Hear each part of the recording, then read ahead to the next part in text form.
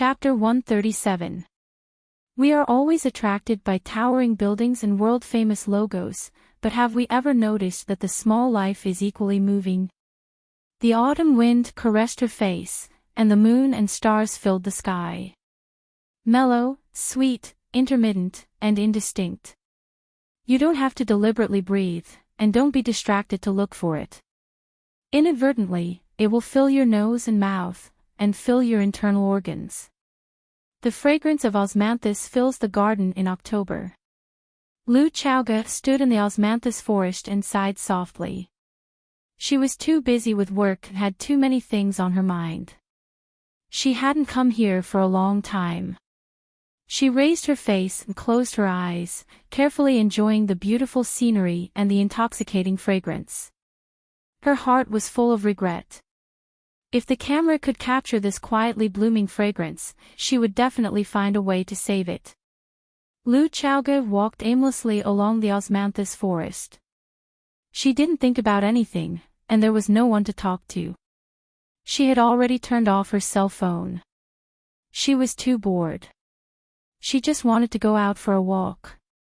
If you even think that breathing is a luxury, then you have to reflect on your life. Lu Chaoga felt that she should reflect on herself. How long would this road go on? How long would this kind of life go on? Most importantly, would she be able to persevere? Because the boring dinner party ended early, it was still early. Some students who slept late were swimming along the banks of the Sparrow River. There were students playing basketball on the basketball court. On the Sparrow Bridge, a handsome boy holding a guitar was singing, "That's the person I miss day and night. How should I express to her that she will accept me?" Most of the time, Lu Chaoga sat on the rostrum of the conference. It was rare for her to listen to their songs as an ordinary audience member, and to hear them express their lives and feelings like she did today. She stood in the shadow of the forest, where it was not easy to be discovered, and listened to one young song after another. It wasn't until a boy singing an English song broke his voice that she smiled and turned to leave. Unknowingly, she walked to the small courtyard assigned to her by the school. She stood at the entrance of the courtyard, hesitated, and decided not to enter. She didn't want to go in and ruin other people's lives. Just as he was about to leave, he heard a moving sound coming from inside. Lu Chaoga frowned slightly. When she gave the house to Fong Yen, she had made a promise with him, one of which was that he was not allowed to bring in random people to disturb the neighbors' rest.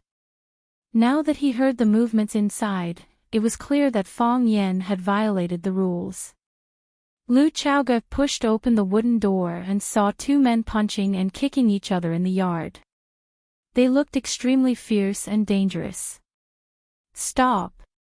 Lu Chaoga shouted. Fong Yingying and Zhang Qin, who were fighting, immediately jumped back and looked at Lu Chaoga in surprise. Fong Yen and Fong Haohan were watching and cheering. Seeing Lu Chaoga suddenly appear, he jogged to Lu Chaoga and said with a smile, "Principal Lu, why are you here so late at night?" Lu Chaoga looked at Fong Yen and asked in an unfriendly tone, "Fong Yen, what are you guys doing?" "Meeting friends through martial arts," Fong Yen said innocently. He pointed at Zhang Chen and said, "Principal Lu, let me introduce you. This is Brilliant Martial Arts School's gold medal coach, Zhang Chen. He is a famous kickboxing expert in Huaqing." Lu Chaoga just wanted to calm down, but her eyes inadvertently saw a flower pot that had been kicked to pieces at the edge of the yard. She suddenly got angry and said coldly, "I don't care if he is an expert or an amateur. I just want to know what you guys are doing right now. Look at the time. What if you guys disturb others' rest by fighting like this? When I let you live in the house, what did I say to you? First, help me take care of the flowers and plants in the house. If a pot dies or withered, I will find you to settle accounts. Now that the flower pot has been kicked to pieces by you guys, what if the flowers die? Second, the house has to be cleaned seriously. Have you cleaned seriously?" Look at the leaves in the yard, look at the watermelon skin in the corner. Is this how you fulfill your responsibility? Also, I said that you are not allowed to bring outsiders in so as not to disturb the neighbor's rest. Have you done that? Fang Yan, I trust you so much. Is this how you treat my trust? Originally, Lu Chaoge had been suppressing her anger that night. After walking around the school for a while, her anger had mostly dissipated. She didn't expect her anger to increase exponentially when she saw Fang Yan. When the iceberg beauty flipped out, it looked quite scary. Fang Yingying and Fang Haohan didn't understand the relationship between this woman and junior martial uncle, so they didn't dare to speak rashly. Zhang Chen was the culprit who kicked the flower pot. He wanted to apologize and put the blame on himself. But Lu Chaoge's firepower was too strong. He couldn't find a chance to speak at all. Finished. Fang Yan looked at Lu Chaoge with a smile and asked, "Do you feel better?" Fang Yan continued to ask. Fang Yan reached out and grabbed Lu Chaoge's arm and said, "Your heart is full of depression. It's hard to release the anger. The cold last time was already a symptom. If you don't release it in time, it may become more serious. Let's go, I will help you release the anger." "Let go," Lu Chaoge said angrily. "Don't move. I am helping you treat the disease," Fang Yan said seriously. Fang Yan dragged Lu Chaoge out of the courtyard, leaving the three stunned friends. "Can this work?"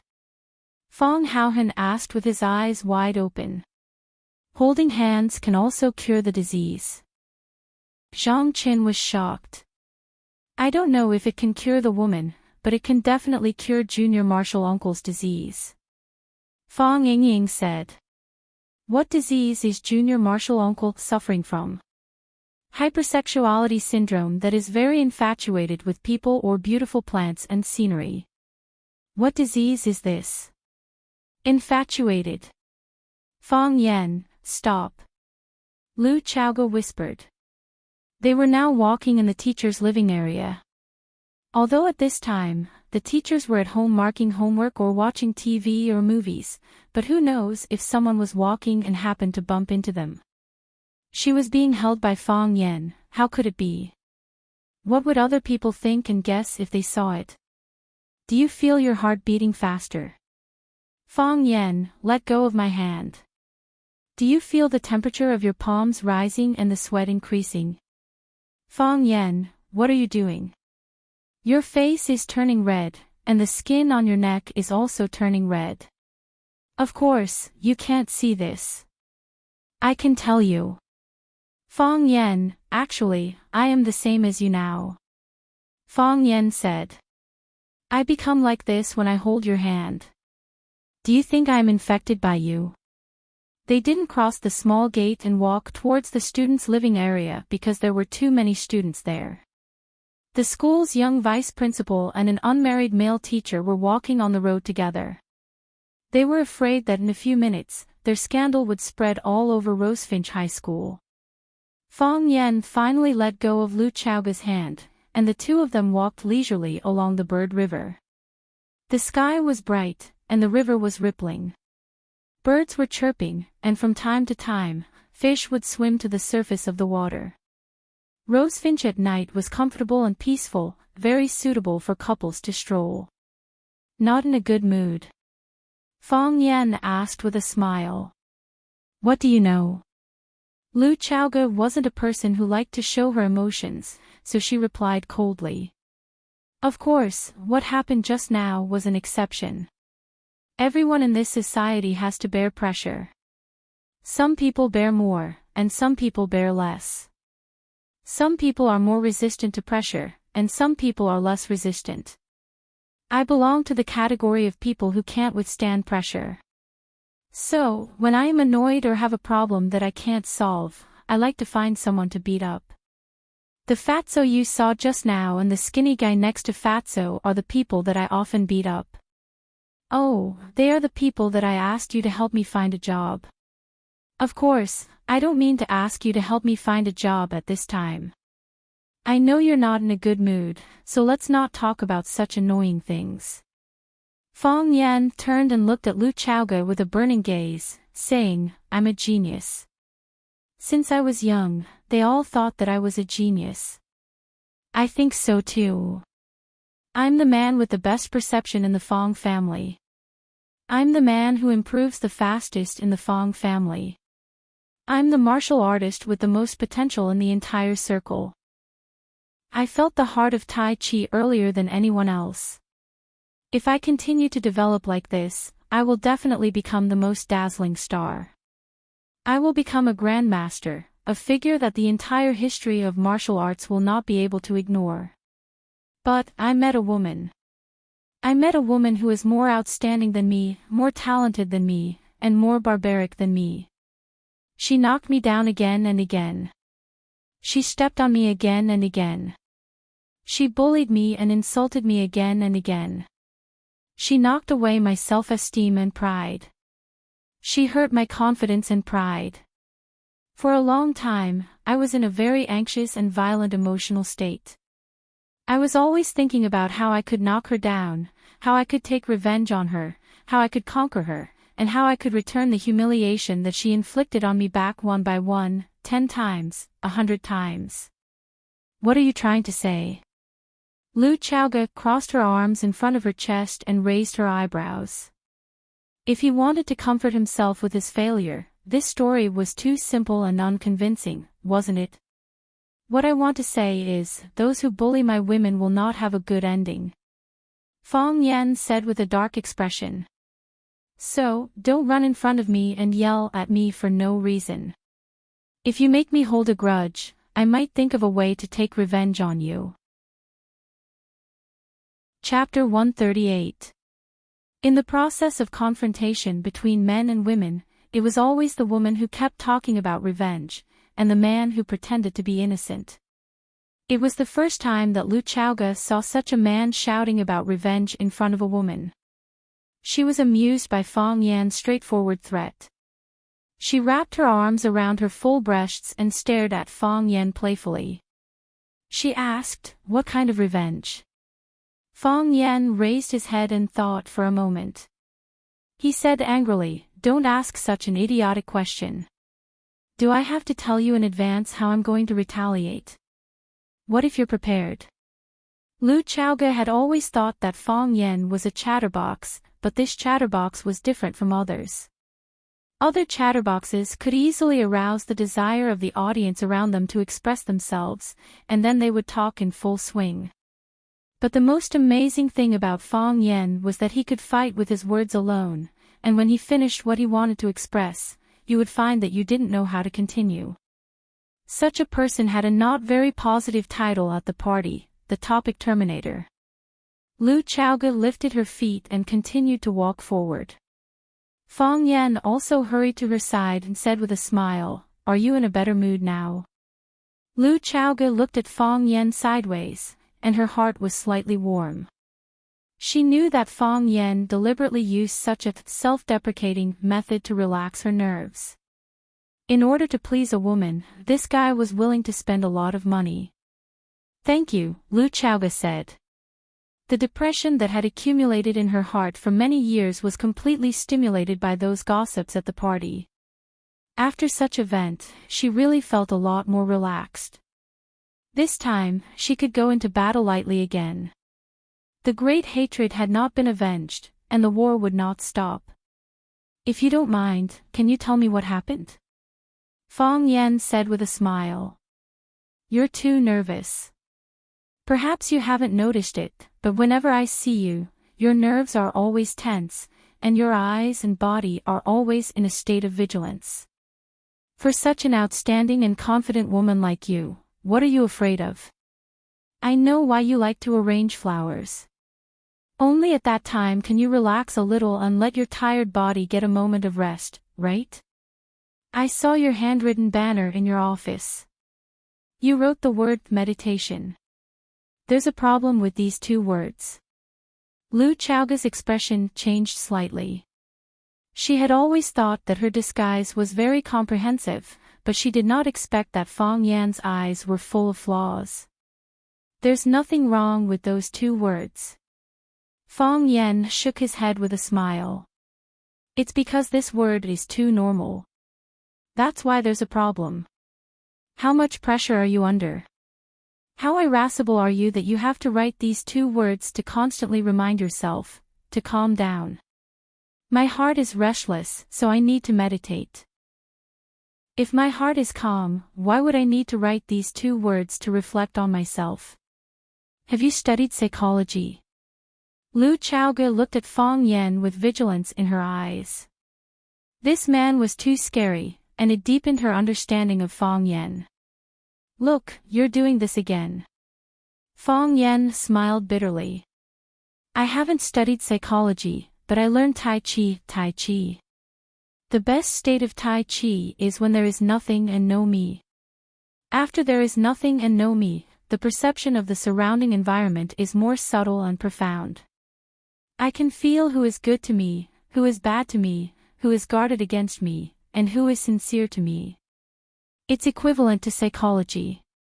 Psychology is to spy on people's inner world from their language and behavior. It's the same with Tai Chi. People have a way to express their happiness, anger, sorrow, and happiness. A strange sentence, an unintentional look. As long as you collect these emotions, you can get the answer you want. Do you study this every day? The way Lu Chaoge looked at Fong Yan became even more strange. No. Fong Yan waved his hand with a smile. It's too tiring to study and think about these things every day, to figure out who is unfriendly to me and who wants to bully me. Moreover, Tai Chi is about letting nature take its course. Nature is the biggest principle. I won't stay if he leaves, but I'm not afraid if he comes. That is our principle of doing things. After thinking about it, Fong Yan felt that he should find a way to dispel Lu Chaoge's wariness toward him. After all, she was the only female leader in Rosefinch High School who was willing to protect him. Therefore, Fong Yan said, actually, every boy who studies Tai Chi is an angel who fell from the sky. They came to the human world with broken wings to protect the girl. Angels with broken wings can never return to heaven. Therefore, they can only practice Tai Chi for the rest of their lives and be losers. They are simple and kind, and they stand aloof from worldly affairs. If you meet them, you must cherish them. The topic terminator ended the topic once again. I think I still need to explain to you. Fong Yan said. I remember our agreement, and I'm also very grateful for the help you gave me when I was in the most difficult time. I promised you that I would take care of the flowers and plants in the house and yard, and I did that. The first thing I did when I got up in the morning was to water them and weed them. Every night before I went to bed, would trim their branches and leaves. I would take them outside to absorb the sunlight. I was afraid that they would be blown down by the sudden storm and wind, so I was very careful. Today was an exception. Because there was a guest, he accidentally kicked the butterfly orchid when he was fighting with someone. I should have reminded him again before the competition. This was indeed my mistake. I apologize to you. I also promised you that I would clean the house, but as you know, I brought the students in the class to Shisha Mountain for a trip these 2 days. Only my 2 Marshall nephews lived in the house. For them, as long as their pants are zipped up, it means that they are neatly dressed. I apologize to you. And I promise you that as long as I am in the house, there will be no more garbage piling up. And there is the condition of taking in strangers. To be honest, this is very difficult for me to do. Because some people are very strange to you, but they are very familiar to me. They are my friends. They are my family. They came all the way to find me, and I can't turn them away. Nowadays, the pressure of employment is increasing, and it is getting harder for migrant workers to find jobs. My 2 little Marshall nephews don't have any skills, and they are still unemployed at home. They don't have a single cent of income every month. I can't let them sleep on the streets, and I can't let them suffer from hunger and cold. I can't turn a blind eye to their difficulties. So, I can only let them live with me. I know that this is against the rules, and I didn't fully fulfill our original agreement. But I believe that you will be able to understand and accept it. Are you willing to accept them? Fang Yan asked. Don't rush to answer. You don't have to force your heart for my sake. If you don't agree, I will immediately drive them out and let them sleep under the bridge. Fang Yan continued. After all, that house is yours. You have 100% right to decide. Lu Chaoge wanted to hit someone. She really wanted to beat the man in front of her. You have already said it like this, and I still strongly ask you to drive them out. What kind of person am I? Since they are living in. Lu Chaoge gritted her teeth and said, then they will live there first. But, I repeat again, you must be obedient. I don't want to be complained because you are too noisy and disturb the rest of the neighbors. I know you will agree. Fang Yan said happily. Because you are a kind person like me. Don't deny it, I can see it from your eyes. Lu Chaoge really wanted to ask him, did you see from my eyes that I wanted to beat you up? I am not in a very good mood tonight. Lu Chaoge apologized to Fang Yan euphemistically. So, my attitude was too intense at the time, and it may have shocked your friends. Apologize to them for me. It's okay. A great man once said that when a beauty loses her temper, God will forgive her. Fang Yan waved his hand and said. This matter was not a problem at all. There are some things that I can't tell you, and I don't know how to tell you. Lu Chaoge stopped and looked at the bright moon in the sky. She said, maybe like you said, saying it will make me feel more relaxed, and feel that there will be another person to bear it for me. But, in that case, if it brings unnecessary trouble to the other party, then I can only continue to keep it a secret. Some pressure is one person's pressure, and some wars are also one person's war. It has nothing to do with you. Lu Chaoge looked at Fang Yan's delicate face and said, but I still want to thank you for your company. Why are you so polite? Fang Yan laughed. Usually, Lu Chaoge liked to keep a straight face. She suddenly became so gentle and considerate and apologized to him. Fang Yan was really not used to it. This is what I should do. It is my honor to serve the leader. Is that so? Lu Chaoge looked at the corner of the courtyard not far away. I suddenly feel a little tired. Tired? Fang Yan's brain still couldn't react. If you are tired, go back and rest. Look, this answer is so loser style. Just as he was thinking about why Lu Chaoge was tired, Lu Chaoge suddenly walked over and put her hand around Fang Yan's neck. She gently put her head on Fang Yan's shoulder like those intimate lovers. It was so relaxed and casual, as if they had rehearsed this action thousands of times. Chapter 139. Although he couldn't see the faces of the two people hugging each other on the phone screen due to the lighting, Jiang Zhulu knew that one of them was Lu Chaoge, who he had just separated from. He could distinguish her figure, he could recognize her subtle movements, he could smell the familiar scent on her body. There was no doubt that she was the Lu Chaoge that he couldn't forget about. A woman rejected your protection and companionship in order to rush over and hug another wild man affectionately. This was really ironic. The smile on Jiang Zhulio's face grew wider and the muscles on his face tightened. He stared at the frozen photo on the phone like he was admiring a profound ink painting. He asked, when did she leave? Eldest young master, I followed her until she and Fang Yan separated before I drove over here. Jing carefully reported. Although Jiang Zhulio's gaze wasn't on him, although Jiang Zhulu was still looking at his phone screen, he could still feel the sharpness in his eyes and the uncontrollable hostility in his body. Slap! Jiang Zhulu did a 90-degree turn and slapped Xing Jing across the face. This action was too ferocious, too fast, and too difficult.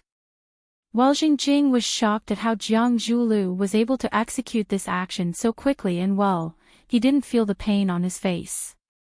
I asked you what time it was, and you just told me what time it was. Accurate down to the minute, accurate down to the second. Jiang Zhulu roared. Shameful. This was a huge humiliation. He was one of the 4 prodigies of watching, one of the most powerful and charming young masters in Jiang City. He was the lover of the masses. As long as he appeared, countless socialites and noble ladies would flock to him and boldly recommend themselves to sleep with him. But, was this how Lu Chaoge treated him? Knowing that she didn't like to socialize, he walked over to protect her and rescued her. He wanted to take her to the bar for a drink, but she said she was tired and wanted to take a walk at school. He offered to accompany her for a walk, but she said next time and rejected his good intentions. Bei Tai. Jiang Zhulu felt that these 2 shining words must have been engraved on his forehead. That was because he felt that what he had encountered was 90% similar to the characteristics of the spare tires on the internet. The difference was that those spare tires acted out the story of a loser losing to a tall, rich, and handsome man, while he was a tall, rich, and handsome man losing to a poor loser. Thinking of this, Jiang Zhulu did not rejoice at all. Instead, he felt even more sorrowful. Is it because women don't love money or because I'm too much of a failure? He began to think about this incomparably tangled and painful question. Young Master Jiang. She left at around 10:35 p.m., Xing Jing quickly answered. Jiang Zhulu thought about it. When he sent her in, it was 9:15. In other words, the 2 of them had been alone together for more than an hour. Anything could be done in just over an hour. Gotcha, a crisp sound was heard. Xing Jing covered his face out of habit. When he realized that the sound wasn't from Jiang Zhulu slapping him, but from his phone being smashed against the wall by Jiang Zhulu, he inexplicably felt gratified and grateful to Jiang Zhulu. Young Master Jiang is still very benevolent. Xing Jing secretly put down his hand that was covering his face and thought in his heart. Jiang Zhulu stood up and paced back and forth in the luxuriously decorated villa's living room.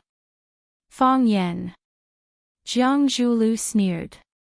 How dare he snatch my woman away from me? He's courting death by eating arsenic.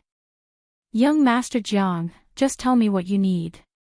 Xing Jing will do anything for you. Xing Jing quickly stood up to express his loyalty. Then go kill Fang Yan. Jiang Zhulu said with a smile. Xing Jing's expression froze as he looked at Jiang Zhulu in horror. Jiang Zhulu laughed and patted Xing Jing's shoulder. I'm just kidding. We are law-abiding people. How could we do such an illegal thing? Yes, that's right. Xing Jing felt his forehead covered in sweat again. Zheng is a smart person. He definitely wouldn't do such a stupid thing. The smile on Jiang Zhulu's face instantly disappeared as he said in a cold voice, What? Is it stupid to want him to disappear? Not really. I mean. Xing Jing was about to cry. I'm stupid. Don't play with me like this, okay? Jiang Zhulu sighed softly and said, If he suddenly gets into a car accident, I'll be very happy. Jiang Zhulu waved his hand and said, Go. Just do your job. Don't let her know that you came. Yes. Xing Jing bowed and agreed. Of course, with her intelligence, I'm afraid she already knows. If she asks, you don't have to hide it. You're the spy I placed beside her. How could she not know anything? Yes. Jing nodded again. Jiang Zhulu waved his hand in annoyance and Jing jogged away. The old butler, who had been standing in the corner and almost ignored, walked over with a tray in his hand. Jiang Zhulu took a clean towel from the tray and wiped his hands. He had slapped Jing earlier, so his hands were already dirty. As far as I know, Chaoga shouldn't be so close to that man, right? Jiang Zhulu asked with a smile. Maybe she saw someone secretly taking pictures, so she purposely did it, the old butler said softly. Still so naughty. Jiang Zhulu shook his head helplessly. But she's still so full of character. Uncle Lu, this kind of woman is flesh and blood. She's 100 times better than those vulgar women outside. Isn't that right? The old butler paused and said, a woman willing to put her head on a man's shoulder, even if she's acting. That's still quite dangerous. Jiang Zhulu couldn't laugh anymore and said, looks like we have to hurry up with our plan. I'll supervise, the old butler said. But, young master, I don't think you should waste too much time on a woman. Is that so? Jiang Zhulio's lips curled into a mocking smile. It's about love and dignity. How can you just define her as a woman? She's the woman I like. The old butler didn't try to persuade him anymore and silently retreated with the tray. Taekwondo Dojo. The students of the 9th class looked around and felt that it was extremely novel and fun. Some students were Taekwondo enthusiasts and frequent visitors of the dojo, so they were used to the layout and design inside. However, some students, especially many female students, came to the Taekwondo dojo for the first time. Naturally, they had a novel idea of prying into everything inside. It's so strange. Why did Mr. Fong ask us to gather here? Are we going to learn a new text today? Which text do you think we're going to learn today? Who wants to bet with me? Huang Haoran, why hasn't Mr. Fong come yet? Is it possible that he hasn't woken up yet? Hurry up and call him. We're all anxious, waiting for him to come and reveal the mystery. In the past, the students would expect the teacher to come a little late, or the teacher couldn't come because he was not feeling well or had something to do at home. If a teacher suddenly asked for leave because of diarrhea and let the students study by themselves, the students would be so excited that they wanted to tear down the table. However, after Fong Yan came, this habit suddenly changed. If the teacher didn't come, the students would be anxious. If the teacher came late, the students would be even more anxious. If the teacher didn't come, they would tear down the table. Every language class was a journey of knowledge and a journey of the soul for them. Attending a Chinese class was equivalent to going on a trip to a beautiful place. Until now, they were excited when they thought of farewell to Cambridge again and Rainy Alley. When they heard students from other classes or other schools talking about it, they would raise their necks proudly and say in a calm voice, as if it was nothing in their eyes. They would say, you're talking about our class. They really looked forward to Fong Yan bringing them more surprises. They were looking forward to Fong Yan creating more miracles for them every day. After all, Fong Yan was their most respected and favorite legendary teacher, in their hearts. Of course, they didn't know if they would still think so after understanding the many stains in Fong Yan's life. Because he had gained Fong Yan's full trust, Huang Haoran's status as the representative of the Chinese class also rose with the tide. If there was anything that needed to be communicated with Fong Yan, he would be the one to report to Fong Yan. Huang Haoran took out his mobile phone and was about to make a call when he heard Fong Yan say behind him, "Don't waste the phone bill, I'm already here." Mr. Fong. The students of Class 9 shouted in surprise. Fong Yan looked at the students' expectant eyes and knew that the effect he wanted had been achieved.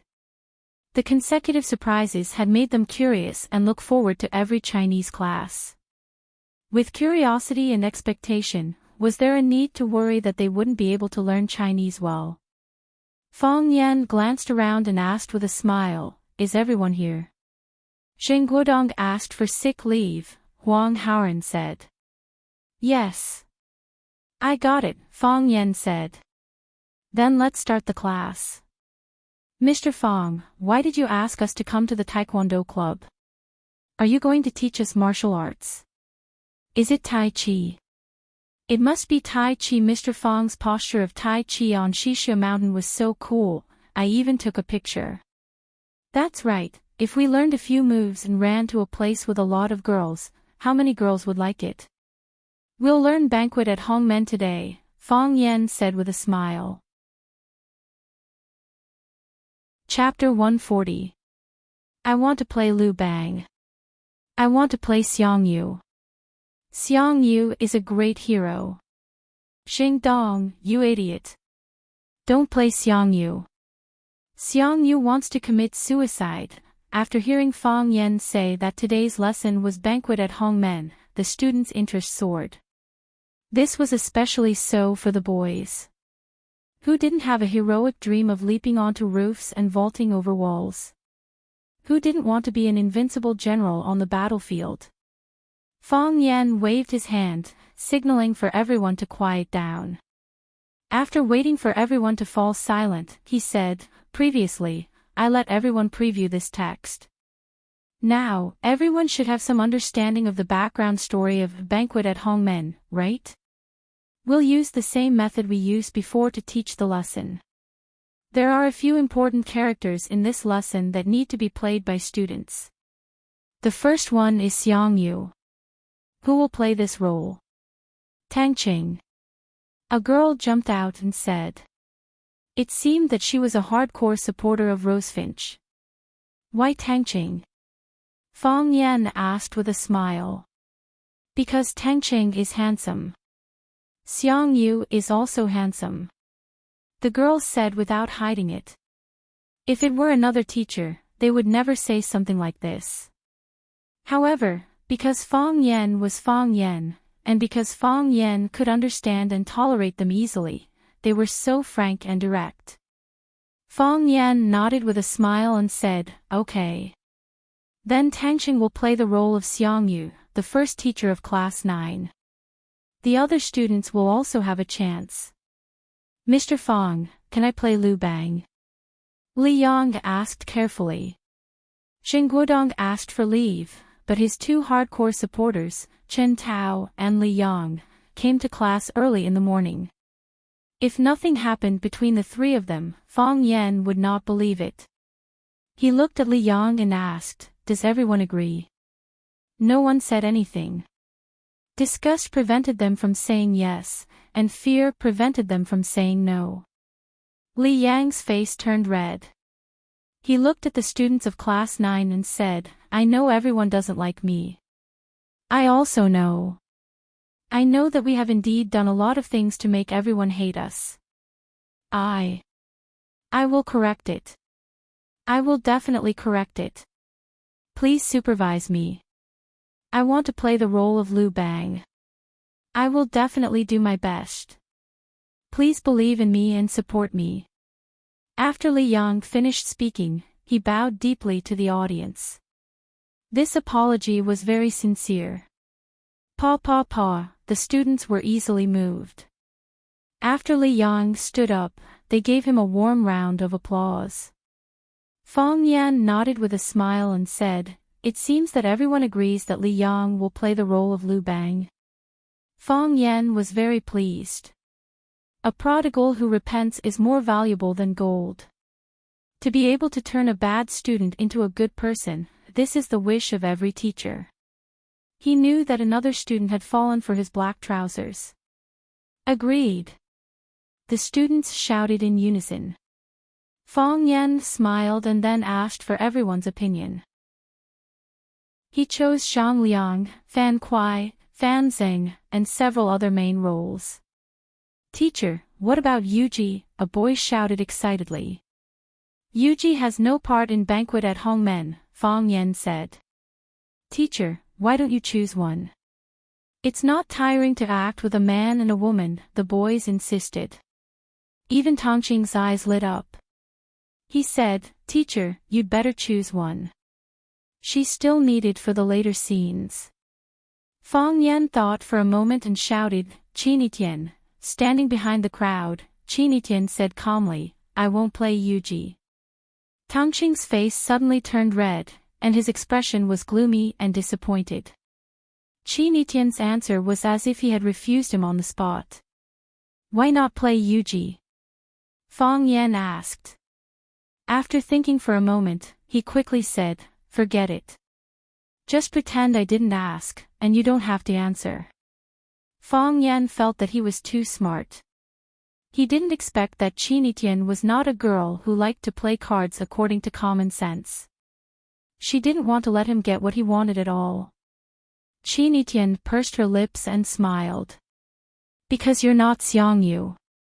The students of the 9th class cheered, and Tangqing felt as if someone had stabbed him in the chest. It was dripping with blood.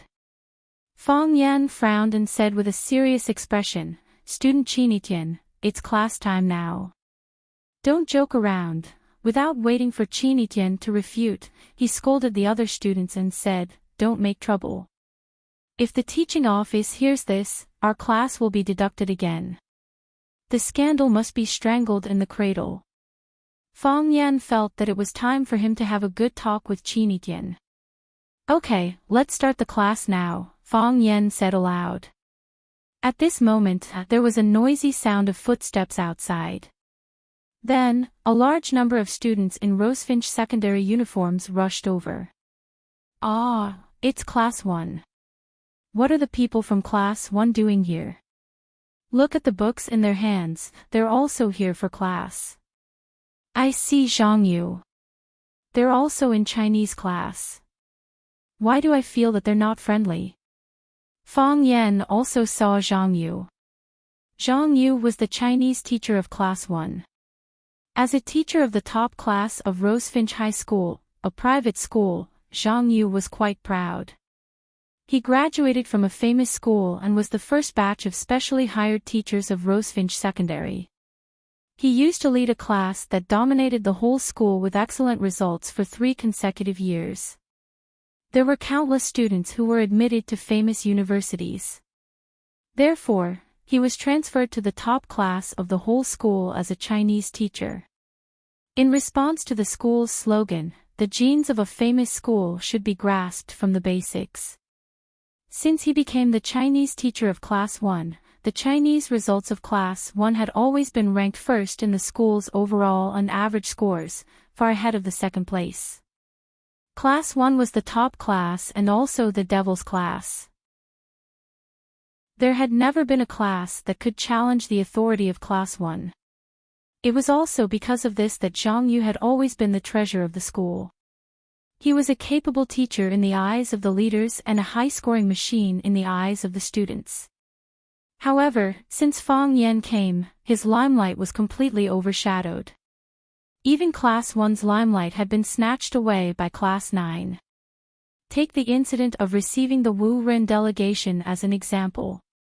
Class 1 was responsible for receiving the guests. This was a tradition and habit of Rosefinch High School for many years, but this year the rules were changed because of the arrival of Fang Yan. Before, they fiercely opposed it because they had the mentality of watching a good show. When you're embarrassed, invite us to clean up the mess. At that time, the school leaders would understand who the real elites were. Unexpectedly, the students of Class 9 not only successfully completed the task of receiving the guests, but also achieved an unexpectedly good result. In the words of Headmaster Lu Chaoga, it was the best in history. The best in history. These words were simply a slap in the face. They had been doing it for so many years, but they were overthrown and defeated in one day. If someone could achieve a best in history in 1 year, then what had their Class 1 done for so many years? Zhang Yu was jealous of the culprit, Fang Yan, and even the students of Class 9 were not pleasing to the eye. All along, he had been looking for an opportunity to beat Fang Yan's arrogance.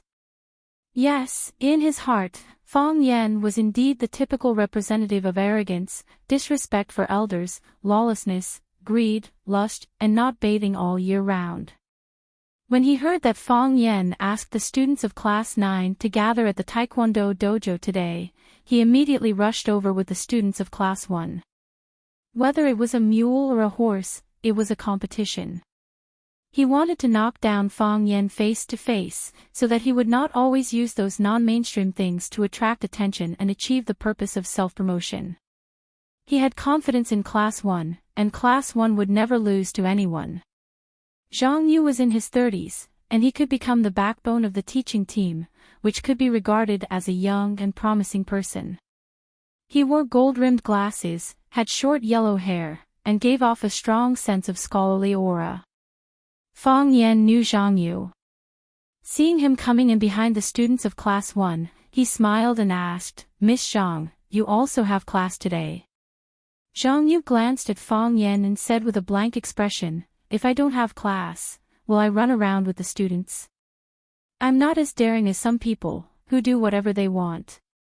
I guess the person Miss Zhang is talking about must be me, right? Fang Yan said without modesty. Whoever says it will understand. Zhang Yu also smiled. But it was a sneer. He really didn't hide his disgust for Fang Yan. Fang Yan pointed at the students of Class 1 and asked, "Miss Zhang also has class here?" "Yes," Zhang Yu said with absolute certainty. "You also learned Banquet at Hongmen." "I happened to learn this article," Zhang Yu said. He pretended to be surprised and looked at Fang Yan, and asked, "Mr. Fang, are you also going to take the students to learn this article?" "Yes, we are going to learn this article," Fang Yan said. "Then we really came at the right time," Zhang Yu said. "It's really a coincidence," Fang Yan said. "Miss Zhang came at the right time. It's really great." "It's great." Zhang Yu was puzzled. What is this guy talking about? Doesn't he know why I came here? "Miss Zhang, if you didn't come, I was still worried about how to teach this banquet at Hongmen well, so that everyone will have a deeper understanding of these 3 words. Now, this problem is solved." Fang Yan grinned and said to the students of Class 9 loudly, "Students, everyone should feel it. This is the real banquet at Hongmen. Time passes, the heroes and artifacts in the book are too far away from us. But as long as we have a pair of eyes that are good at discovering and a mind that is good at thinking, we will know that the truth has always been in front of us." What does he think he is? As a tool to understand the text? As the culprit to restore the scene of the banquet at Hongmen? After listening to Fang Yan's words, Zhang Yu almost vomited a liter of blood and fainted. Chapter 141. A philosopher once said, "What lessons can we learn from history? The only lesson we can learn from history is that we can't learn any lesson from history." Fang Yan used this as a pretext to continue educating his students. Why did Xiang Yu commit suicide at the Wu River? How could a man like Liu Bang defeat the overlord and seize the world? The banquet at Hongmen was a key turning point. Let's think about it. If Xiang Yu had chosen to kill Liu Bang instead of being merciful, would fate have been reversed? Would history have been rewritten? Would the people standing here today still be the people standing here today? Fang Yan looked at Zhang Yu and said, "Miss Zhang, since you also want to lead the students to learn the chapter of the banquet at Hongmen, why don't we discuss? If you were Xiang Yu, would you choose to kill Liu Bang at the banquet at Hongmen?" "Of course," Zhang Yu said grumpily. "Only an idiot wouldn't kill him." Anyone with common sense in history knew that if Xiang Yu had killed Liu Bang at the banquet at Hongmen, then with Xiang Yu's strength and reputation, it would have been the Xiang family who conquered the Qin dynasty. It was a pity, and a pity. Fang Yan looked at Zhang Yu thoughtfully and said, "I think so too." What kind of look is that? What kind of look is that? Does he think I am Xiang Yu? Does he think I am Lu Bang? Fong Yen frowned and said, Miss Zhang, as teachers, you and I should set an example and pass on the truth, kindness, and beauty in our hearts to our students, so that they can learn knowledge and skills and also be moral and cultured people. Isn't it inappropriate for you to call me by my name? I can call you Octopus Monster, but will I do that? Obviously not. I am cultured, so I will only call you Miss Zhang. Fong Yen, you have gone too far. Zhang Yu was really mad. In the past, he had only heard that Fong Yen had a vicious mouth and an eccentric personality. Class 1's Chen Dehai was such a powerful figure, but he was ultimately bullied into a sorry state by him. Even the honor of Class 9's homeroom teacher was stolen by him. Now that he had personally experienced it, he realized that he was indeed cunning and hard to deal with.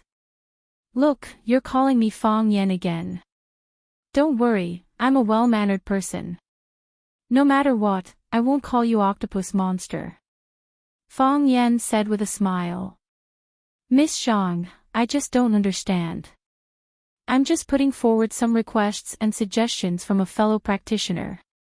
I hope that we, as teachers, can pass on our positive side to our students, pass on our true, kind, and beautiful side. Is there anything wrong with this? How did I bully others? Ask everyone, how did I bully anyone? Whether it was the students of Class 1 or Class 9, everyone felt that Fong Yen was bullying them. However, it was really difficult for them to explain how Fong Yen bullied people. Because everything that Fong Yen said was correct. Even if you bring the lawsuit to the school's leaders, you can't find any fault. Although there were many leaders behind Zhang Yu who appreciated him, Fong Yen also had the strong support of Lu Chaoge. When the two tigers fought, Zhang Yu really couldn't guarantee that he would win. Zhang Yu became calm after his anger. He knew that his current situation was very dangerous. He had completely entered the atmosphere and rhythm created by Fong Yen.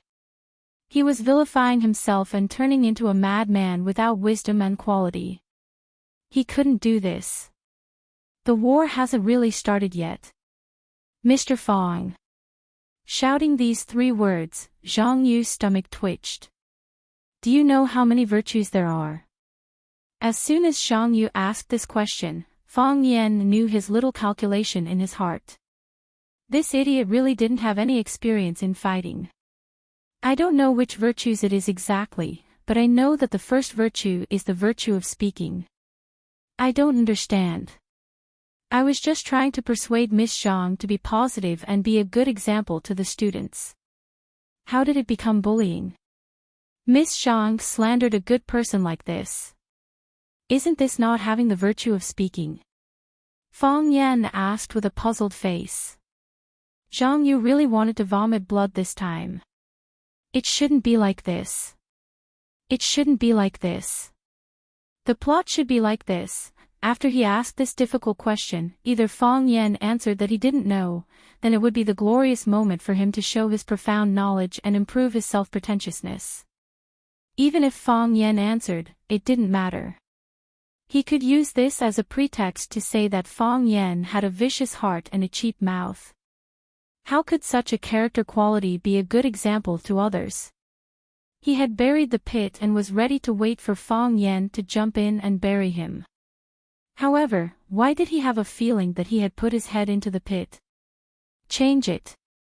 Fong Yen, you bastard. Hurry up and change the way you answer. Zhang Yu's heart was like a prairie with 10,000 grass mud horses running wildly. He clearly said that he wouldn't be angry, but in less than a minute, Zhang Yu was so angry that his whole body was trembling. He had the urge to turn around and leave. He couldn't tremble, and he couldn't leave. Even if he lost, he couldn't lose. Mr. Fong, stop talking nonsense. Why do you have to be so eloquent? So what if you win? The school won't give you a trophy. Zhang Yu said with a sneer. We are here to teach, not to quarrel with you. Zhang Yu waved his hand and shouted, bring it in. As he spoke, a few boys carried a few big wooden boxes in. Change clothes. Zhang Yu shouted. So, the students immediately opened the boxes and took out one robe after another from the box and put them on. Fang Yan was envious and asked, Miss Zhang, where did you get these clothes? I borrowed them from the drama club. Zhang Yu said loudly. He felt that he finally had a chance to hold his head high. Very good. Fang Yan praised sincerely. I didn't think of borrowing clothes from the drama club. Zhang Yu sneered and said, not everyone can borrow them. That's true. Fang Yan nodded. I heard that the drama club's clothes are very precious. It's very difficult for ordinary people to borrow them. Miss Zhang is the one who has the face. Zhang Yu stared at Fang Yan warily and thought, what trick is this guy playing? Is he trying to cheat people again? Shall we use this place first? Zhang Yu pointed to the spacious taekwondo club and asked. No. Huang Haoran stopped him. We came here first. Why should you use it first? Exactly. There should be a first come, first served order, right? If we can't use it, you can't use it either. Before Fang Yan had time to speak, the students of the 9th class began to fight back. Do you have the right to speak? Zhang Yu said angrily. I'm discussing with Mr. Fang. Why are you in such a hurry? Since when did you have the right to make decisions? Fang Yan waved his hand and said, Miss Zhang, that's not right. Now it's a legal society. Every child has the right to speak freely. They can express their thoughts and prayers reasonably. This is what we should support and encourage. Right? How can you say that they don't have the right to speak? Fang Yan, don't use these students as a shield. Zhang Yu wanted to point at Fang Yan's face and scold him. Are you done or not? Can't we fight with real guns and live ammunition? Why are you pretending to be a good teacher and a good person? What truth, kindness, and beauty are you promoting? Do you have these things? Teacher Zhang, if you put it this way, then I am even more confused. There are no arrows in front of me. Why do I need a shield? I'm asking you. My students are ready.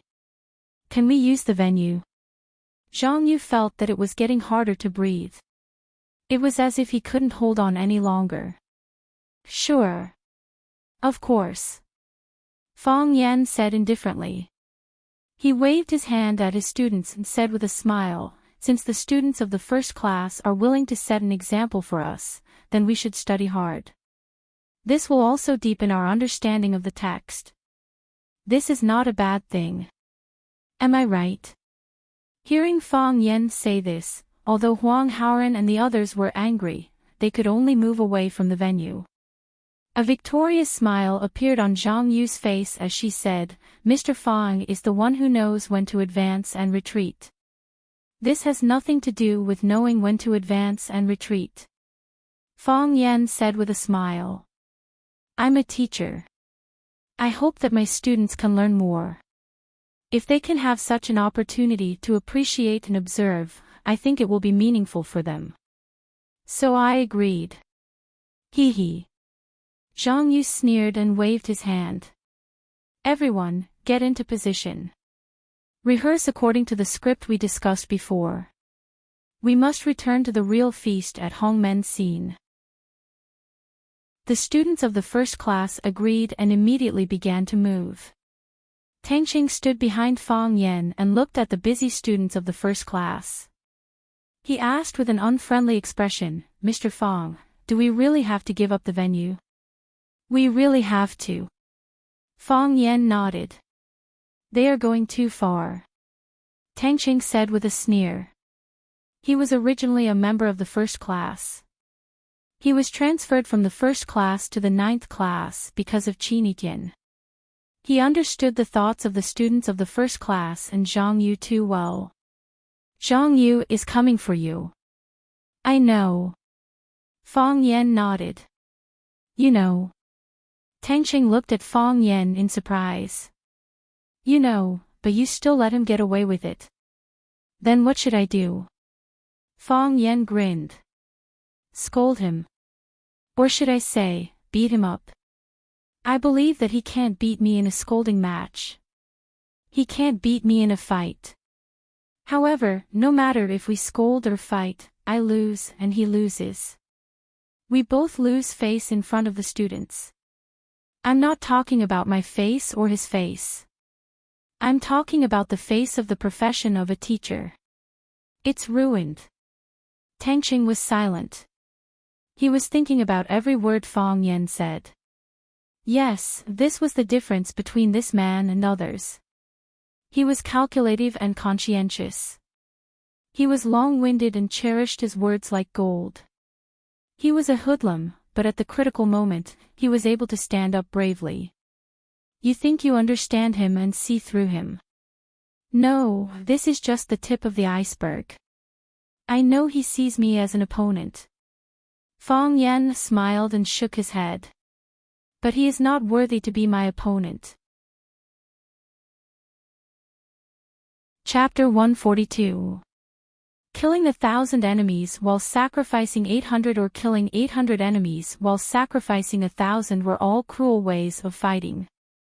Fang Yan had many ways to knock down Zhang Yu and make him lose his reputation. Of course, Fang Yan could do it. However, he would not choose to do so.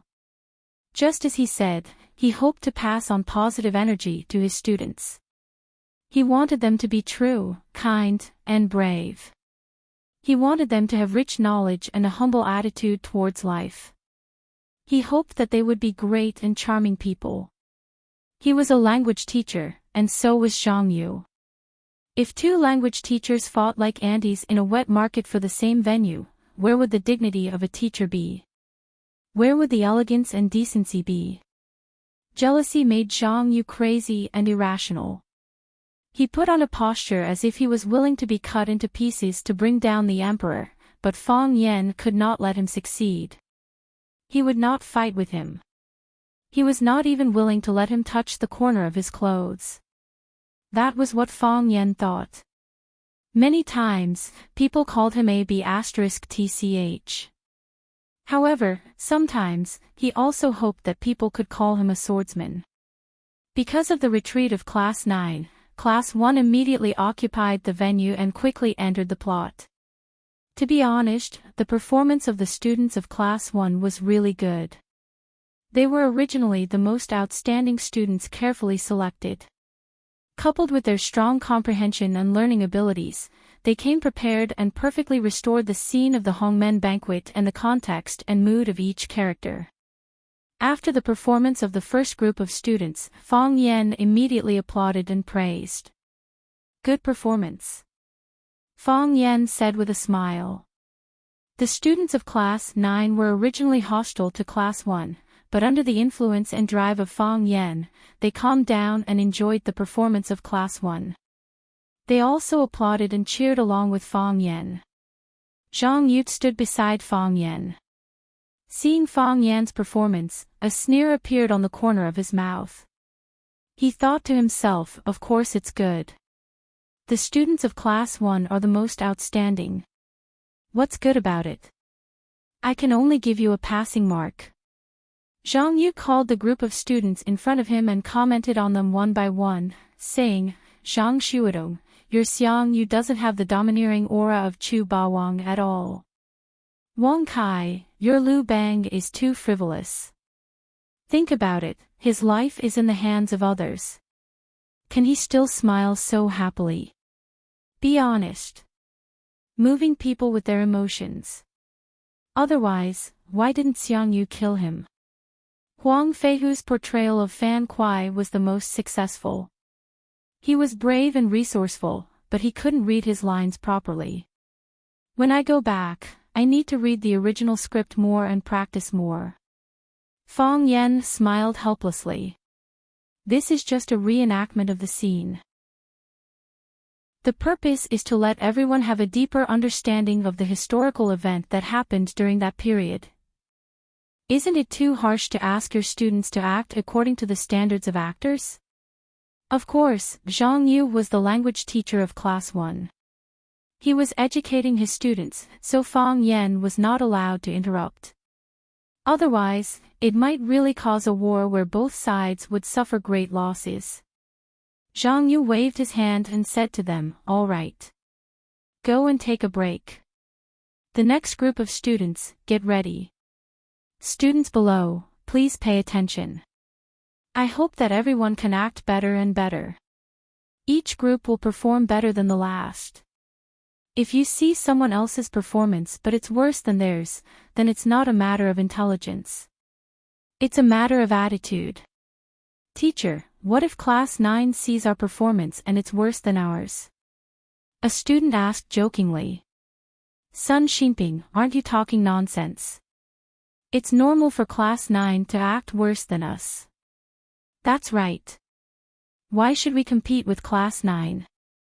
If we want to compete, we should compete with Class 2 or the top classes of other schools. When did Class 9 become our opponent? We are number 1, and they are number 9. There are 7 numbers between us, okay?" The students of Class 1 laughed, finding this question very interesting. The students of Class 9 were furious. Wasn't this a blatant provocation and insult? "So what if you're from Class 1? Tangqing jumped out from Class 1. He didn't want to have a bad relationship with Class 1 after he graduated. After all, there were many people in Class 1 who were his friends. However, some people went too far, and he couldn't bear it anymore. I think it's too boring. I don't want to stay there." "I think so too," Qin Etian echoed. She still stood outside the crowd with her hands in her pockets, with headphones plugged in her ears, looking like she didn't care about anything. However, a sentence at a critical moment was quite weighty. Tangqing was overjoyed, looking at his goddess Qin Etian with excitement. She replied to me. "She's on my side.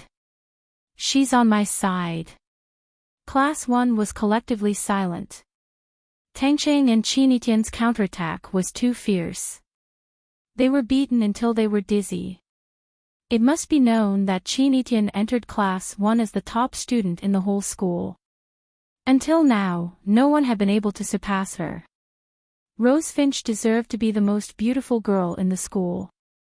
All the students had to respectfully call her senior sister Etienne when they met. Such a student couldn't be replaced by other girls after she left.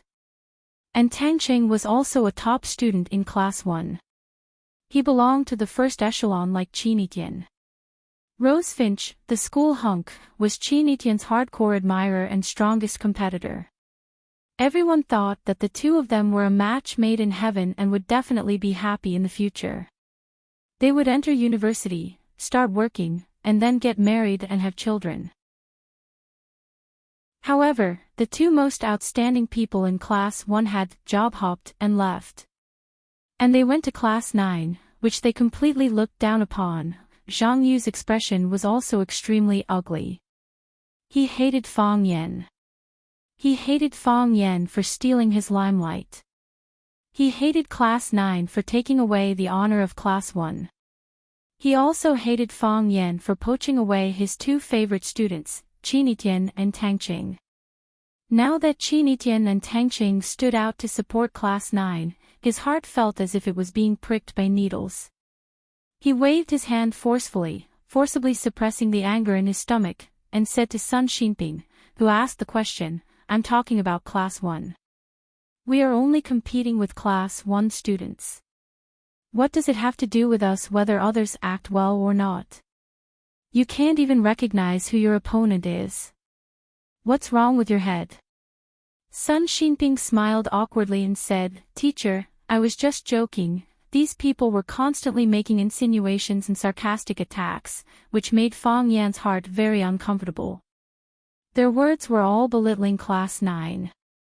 They didn't put the students of Class 9 in their eyes at all. This made Fang Yan particularly angry. Why did they feel so good about themselves? Did they think that their students were superior to others? If someone said that their children weren't good-looking, perhaps all parents would find it hard to accept, right? Feng Yan walked in front of Zhang Yu and asked, "Miss Zhang, do you practice Tai Chi?" "I don't." "Do you learn Kung Fu?" "I don't." "Do you exercise?" Zhang Yu impatiently looked at Feng Yan and said, "What do you want to say?" "I really want to beat you up in the name of sparring." Feng Yan said. "Unfortunately, your defense is too good. You didn't give me a chance at all." Zhang Yu's face turned purple. Anger occupied his brain, making him temporarily lose the ability to fight back. "It doesn't feel good to be looked down upon, right?" Feng Yan asked with a smile. "Before you say those words, why don't you think about the students of Class 9? They are just a group of children. They are at the most sensitive age. They also have pride and self-respect. They also love face. They are all our students. Do you think it's really good for you to do this?" "Did I say something wrong?" Zhang Yu said angrily. "When did Class 9's performance surpass Class 1's? Has there ever been such a thing? Why don't I have any impression of it? If you're not convinced, why don't we have a little competition in the mock test next month?" "Compete in what?" "I don't care about other things." "We will compete in Chinese," Zhang Yu said. "If you want to compete in general subjects, I don't have an opinion. But I still advise you not to humiliate yourself." "Okay. Then I will listen to you." "Class 9 will compete in Chinese with Class 1, Feng Yan said. "I believe they can get a good result this time. Do the nobles, generals, and ministers have guts? Can they enter Class 1 also be born with it?" Feng Yan had a good understanding of his students and was confident in them. None of them were mentally handicapped. None of them were fools or idiots. The reason why they did not surpass the students of Class 1 when they entered the school was because they did not work hard in junior high or their learning methods were not right. Now, since he became the teacher of Class 9's Chinese and Class 9's homeroom teacher, the students' learning enthusiasm was fully mobilized.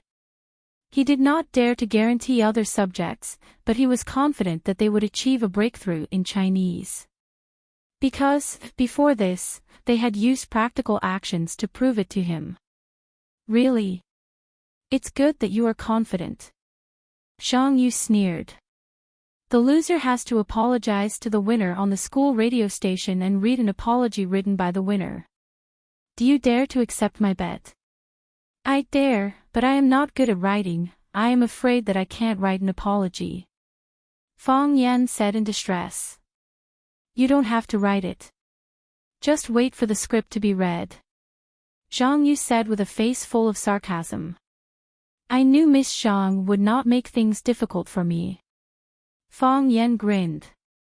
He patted Zhang Yu's shoulder hard and said as if he was doing it for his own good, "The teacher often has to sit and grade homework, the work pressure is great, and the sub-health is getting worse.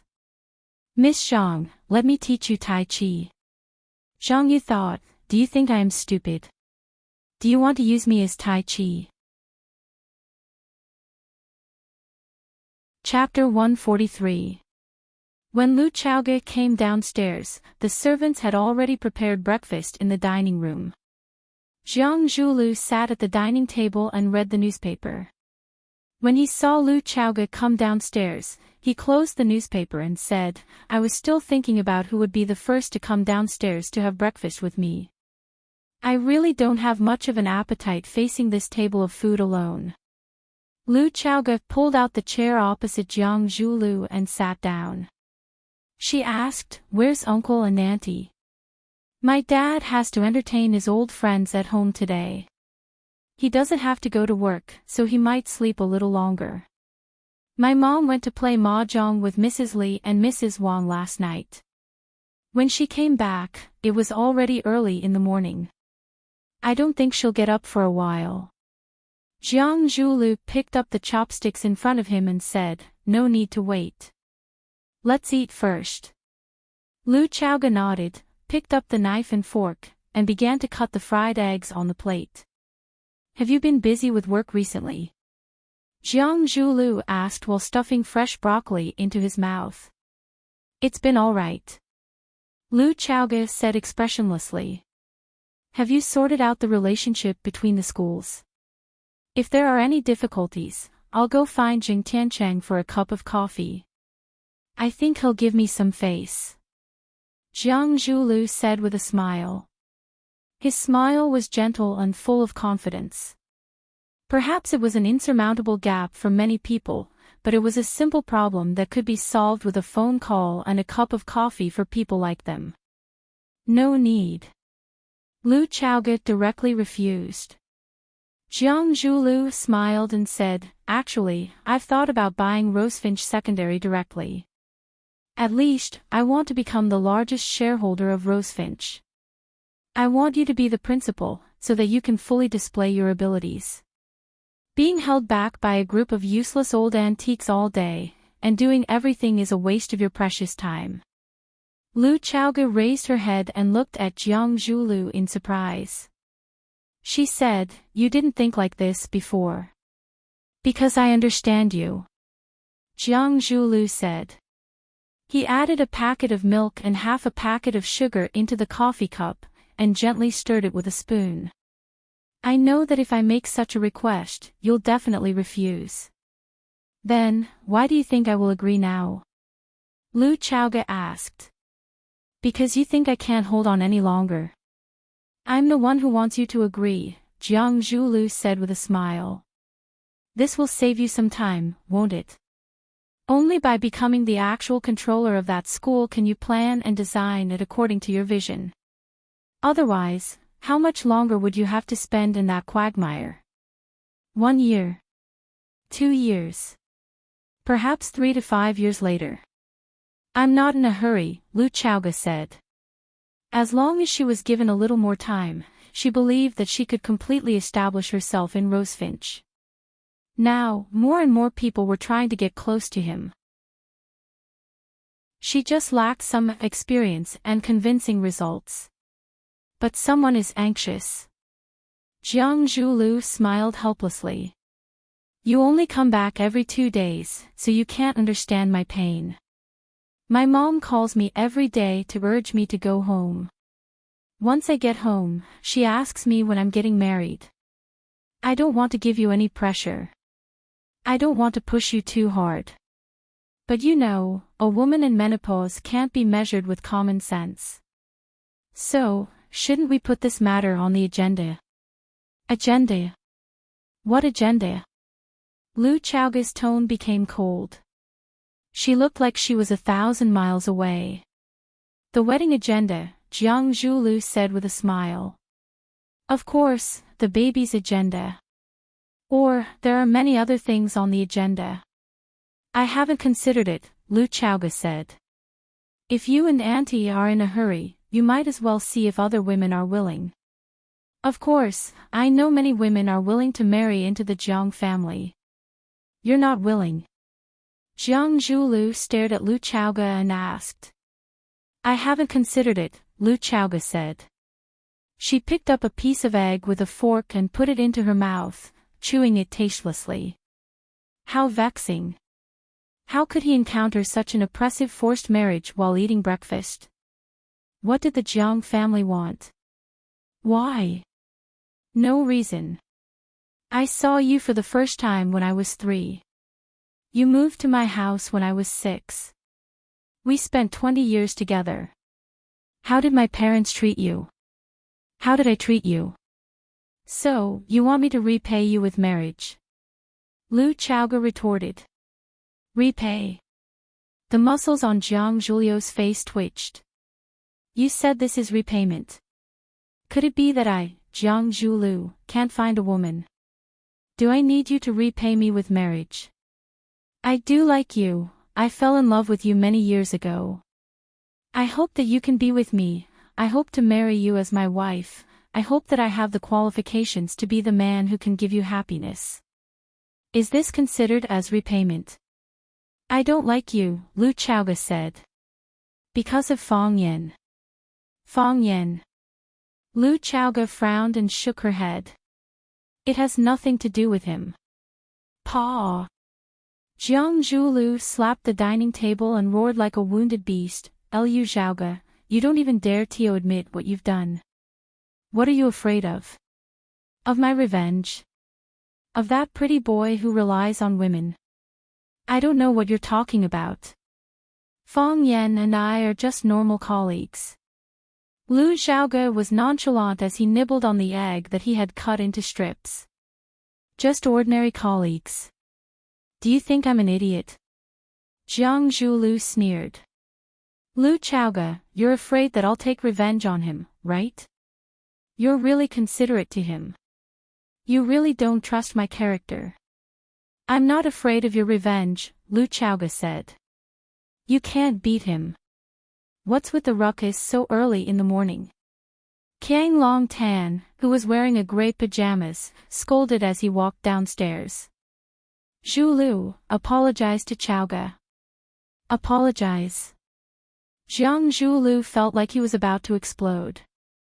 What did I do wrong? I just said a few words of truth. Someone took photos of her with that wild man, and you still have the nerve to lie and say there's nothing between them. What does it have to do with you if Chaoga makes friends? Qiang Long Tan said sternly. As long as Chaoga isn't married and hasn't become someone's wife, she has the right to make friends freely.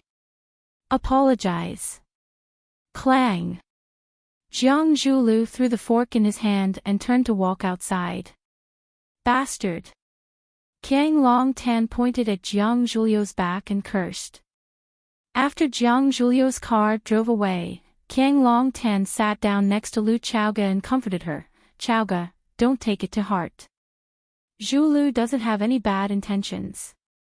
As his parents, we all know how he feels about you. It's been so many years, but Zhulu hasn't had a proper girlfriend. As for why, we all know even if he doesn't say it. People have made him into one of the four beauties of watching. What is there to show? It's just four young people from good families hanging out together to pass the time. He's still young and hasn't experienced much. It's understandable that he lost control of his emotions when he felt that things were getting out of his control or that the things he cared about were leaving him. No matter what, we're all family. Uncle, I understand. I'm not angry, Lu Chaoga said calmly. Qiang Long Tan studied Lu Chaoga's expression carefully. After making sure that she really wasn't angry, he smiled and said, "That's good. Your parents entrusted you to me, and I'm afraid that you've suffered in this family. If there's anything, just tell me. Don't keep it to yourself. I don't need a son, but Chaoga will always be my favorite daughter." Thank you. Lu Chaoga's expression changed, and her voice trembled as she said, "Thank you, uncle." Qiang Long Tan patted Lu Chaoga's shoulder and said, "I'll go wash my face first. Eat more, don't try to lose weight like other girls. You've lost weight lately." "I will," Lu Chaoga said. Qiang Long Tan smiled and turned to go upstairs. When Qiang Long Tan returned to his room, his wife, Ren Jin, was already smoking by the window in a black gauze nightgown. Qiang Long Tan raised an eyebrow and said, "Don't smoke so much." "What? You can't stand me smoking a cigarette at home. I've never seen you get annoyed when that woman acts like a tyrant at home." Ren Jin's expression was displeased, and her words were sharp and painful. "How is Chaoga acting like a tyrant now?" Qiang Long Tan said with a dark expression. "She's a poor child. She's been very sensible since she was young, and we've never had to worry about her. Don't you feel guilty that she's acting like a tyrant at home?" "Don't I feel guilty?" Ren Jin sneered. Zhu Lu said a few words about her, and you went to get someone to apologize. Zhu Lu is a proud man, and you're driving him out on purpose, aren't you? Don't you feel guilty for treating us like this? A man should always give in to a woman. Am I supposed to make Chaoga apologize to Zhu Lu when they're fighting? I can't bring myself to do that, said Qiang Long Tan. Also, how many times have I told you? Don't get involved in their business. Ren Jin turned around abruptly and stared at Qiang Long Tan with a mocking look in her eyes. Qiang Long Tan, do you know what my father said about you the first time he met you? A yellow ox and a dog. You look like a hard-working old ox, but deep down, you're a dog who wants to bite everyone he sees. You don't want me to get involved with them because you don't want them to be together, do you? Putting out the cigarette on the windowsill, Ren Jin said coldly, you don't want Lu Chaoga to be your daughter-in-law. You want her to be your son's stepmother, don't you? Smack. Qiang Long Tan slapped Ren Jin across the face. Chapter 144. When Lu Chaoga was busy dealing with the work at hand, Jing Jing knocked on the door and came in. He looked at Lu Chaoga with a smile and said, Principal, I'm here to refill your cup of tea. Lu Chaoga glanced at Jing Jing and then looked at the documents on the desk again. Jing Jing took Lu Chaoga's cup to the water dispenser to refill the water, but he stood opposite Lu Chaoga's desk and did not leave immediately. Lu Chaoga looked up at him and asked, Is there anything else? Principal, is there anything I need to deal with? Jing Jing asked with a smile.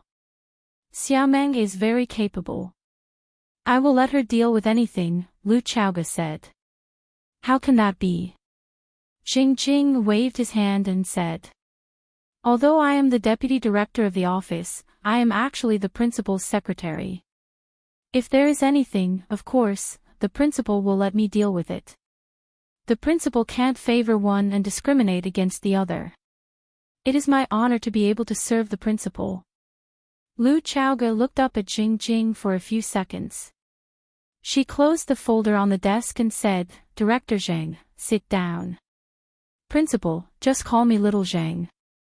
Jing Jing rubbed his hands and said. Director Zhang, you are a smart person. I will not beat around the bush with you. Lu Chaoga said frankly and directly, I know that it is not easy for you, and you also know that I am not free. So, we don't have to torture each other. To be honest, I don't believe you. You can't be 100% loyal to me. Isn't it good for us to keep a certain distance? Principal Lu. Jing Jing's face was red. His throat moved, but he did not know what to say. Of course, Jing Jing knew the role he played around Lu Chaoga, but he was really at a loss when Lu Chaoga exposed him so blatantly. Don't hit people in the face. Being told by the boss that it was impossible to be 100% loyal to her, any subordinate would feel a sense of fear. Lu Chaoga tapped the document in front of her with her finger and said, Director Zhang, I still have something to do.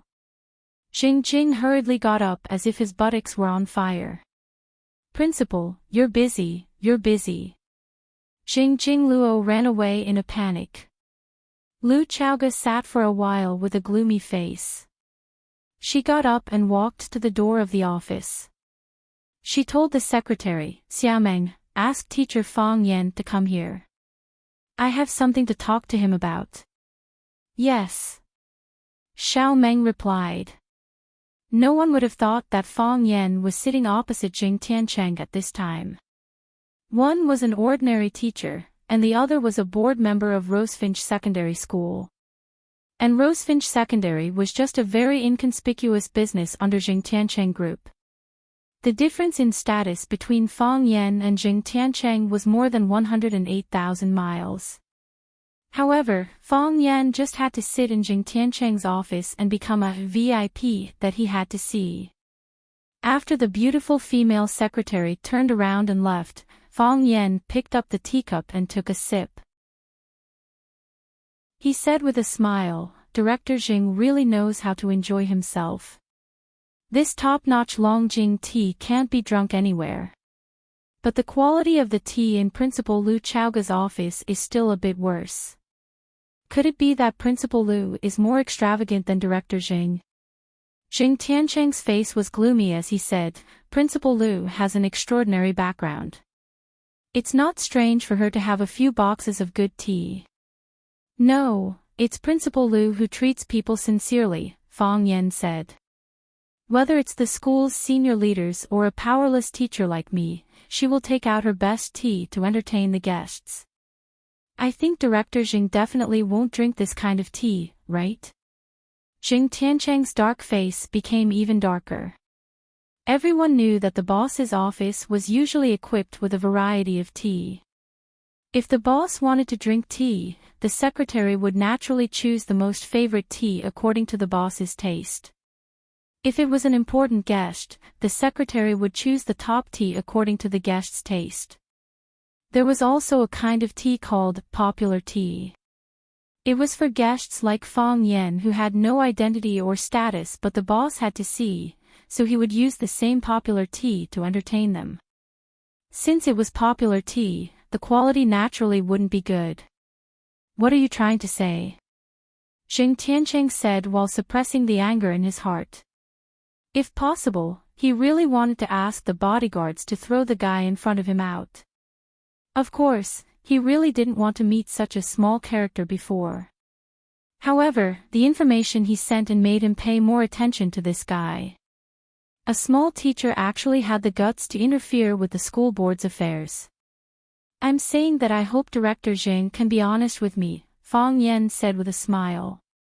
Don't be like the tea leaves that are used to make tea, throwing out some random things to be perfunctory.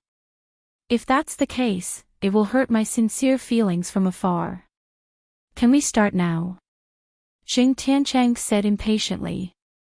He raised his wrist to look at his watch and said, You only have 5 minutes. Then let's start, Fang Yan said. Do you know Zhu Jian, Director Xing?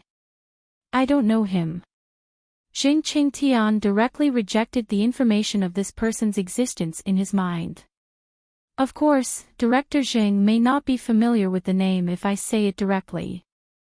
After all, Director Xing usually comes into contact with some big shots. Zhu Jian used to be a teacher at Rosefinch Secondary and also Jing Guodong's language teacher. He was chased out of school because he had an ambiguous relationship with a female student and happened to be photographed by Jing Guodong. Does Director Xing have any impression of him? A little, Xing Tiancheng said. Such a person doesn't deserve to be a teacher. The punishment he received is what he deserved. I used to wonder if we were being too lenient toward this kind of social trash. What if Zhu Jian was wronged? Fang Yan asked with a smile. Then you go find the person who wronged him and send him to the police station. A smile appeared on Xing Tiancheng's face, but his eyes were cold when he looked at Fang Yan. Bad people should be punished. Isn't society moving forward smoothly and healthily by such moral principles and legal provisions? I think so too. Fang Yan nodded. Director Zhang and I have the same idea. Fang Yan put down the teacup in his hand and said with a smile, Director Zhang, then I won't bother you anymore. Since you have made up your mind, you have to actively implement it. After Fang Yan finished speaking, he turned and walked toward the office door. Insignificant skill. Xing Tiancheng sneered. He knew that Fang Yan would not leave. If Fang Yan really wanted to leave, he would not have gone through so much trouble to see him.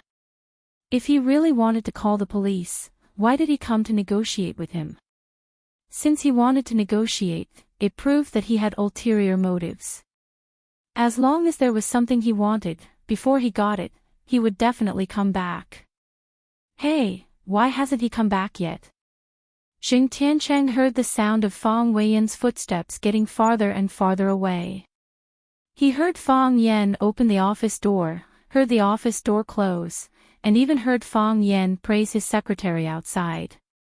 His secretary's eyes were as clear as a lake in spring. Until now, Fang Yan had not returned. Xing Tiancheng could not sit still. He opened the office door, looked at the secretary and asked, Fang Yan.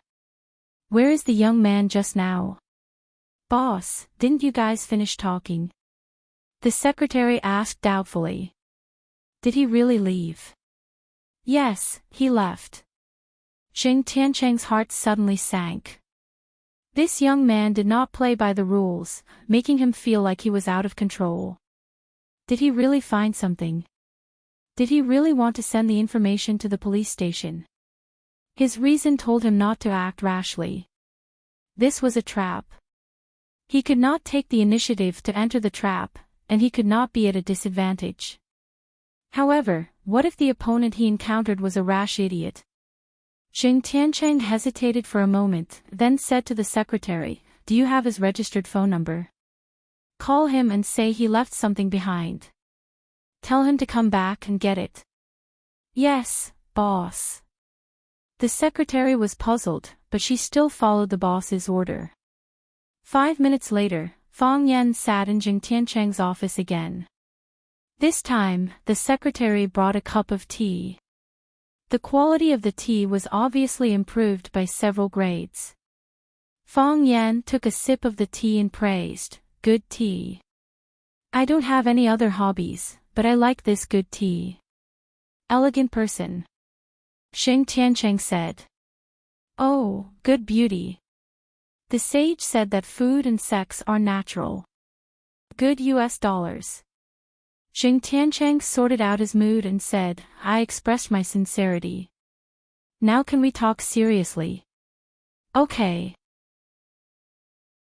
Fang Yan said with a smile. "Talk about what?" Xing Tiancheng felt a surge of anger in his heart. This person was not serious at all. "Didn't Director Xing ask me to come back and say that I left something behind? I came back to get it," Fang Yan said. "A mobile phone," Xing Tiancheng said. "It was left by another guest. I mistook it. Then there's nothing for me to do," Fang Yan said. "If there's nothing else, I'll go back first.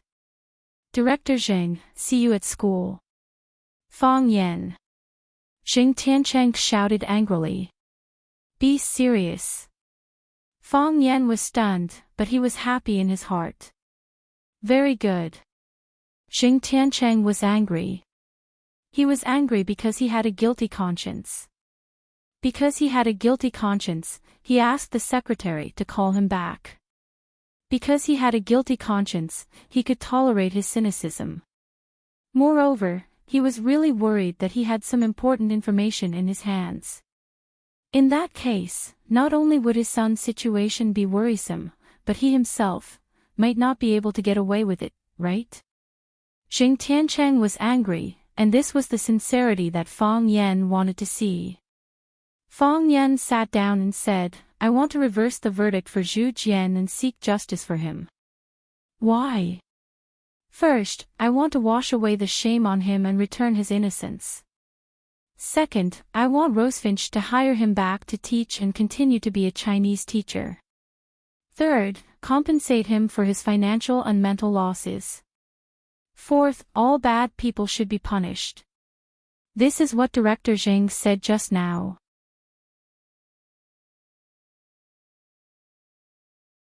Chapter 145. Xing Tiancheng sat there and listened attentively, looking at Fang Yan with gentle and kind eyes. She didn't think that Fang Yan's behavior was impolite, but encouraged him to continue. "Director Xing, we're not ungrateful people. We also know that if people like us accidentally get into a conflict with you, or even if it's just because we feel that we've been treated unfairly and want to seek justice, it'll take a lot of courage." Fang Yan patted his chest and said, "We have worked hard for a long time and have done a very meticulous job. So, please don't easily refuse and hurt us.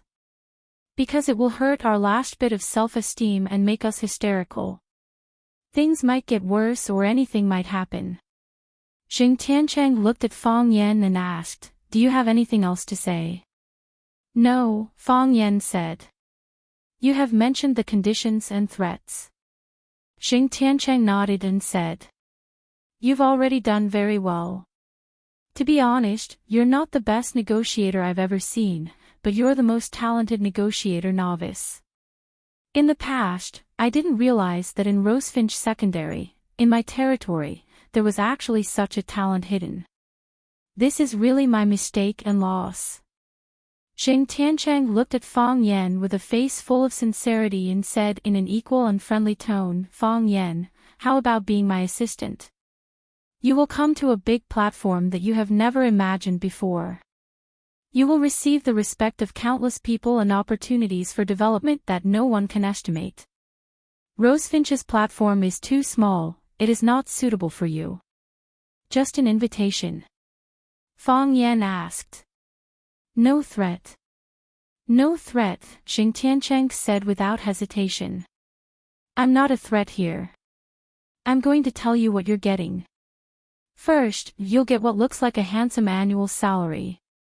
If your performance amazes me, I don't mind giving you some dividends.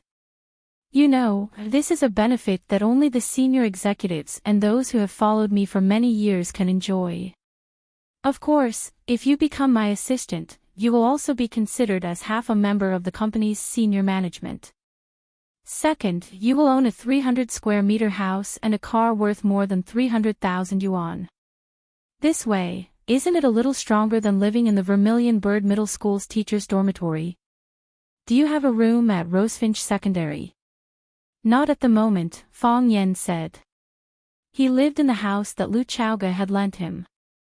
Lu Chaoge could lend the house to him, and she had the right to take it back at any time.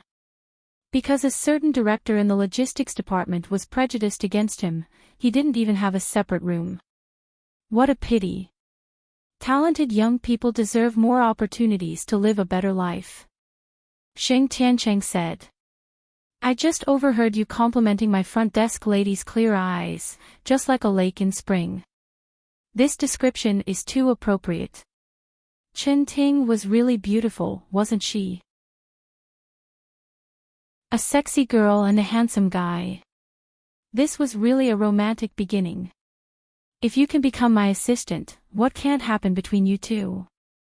It had to be said that Xing Tiancheng was a very smart negotiator.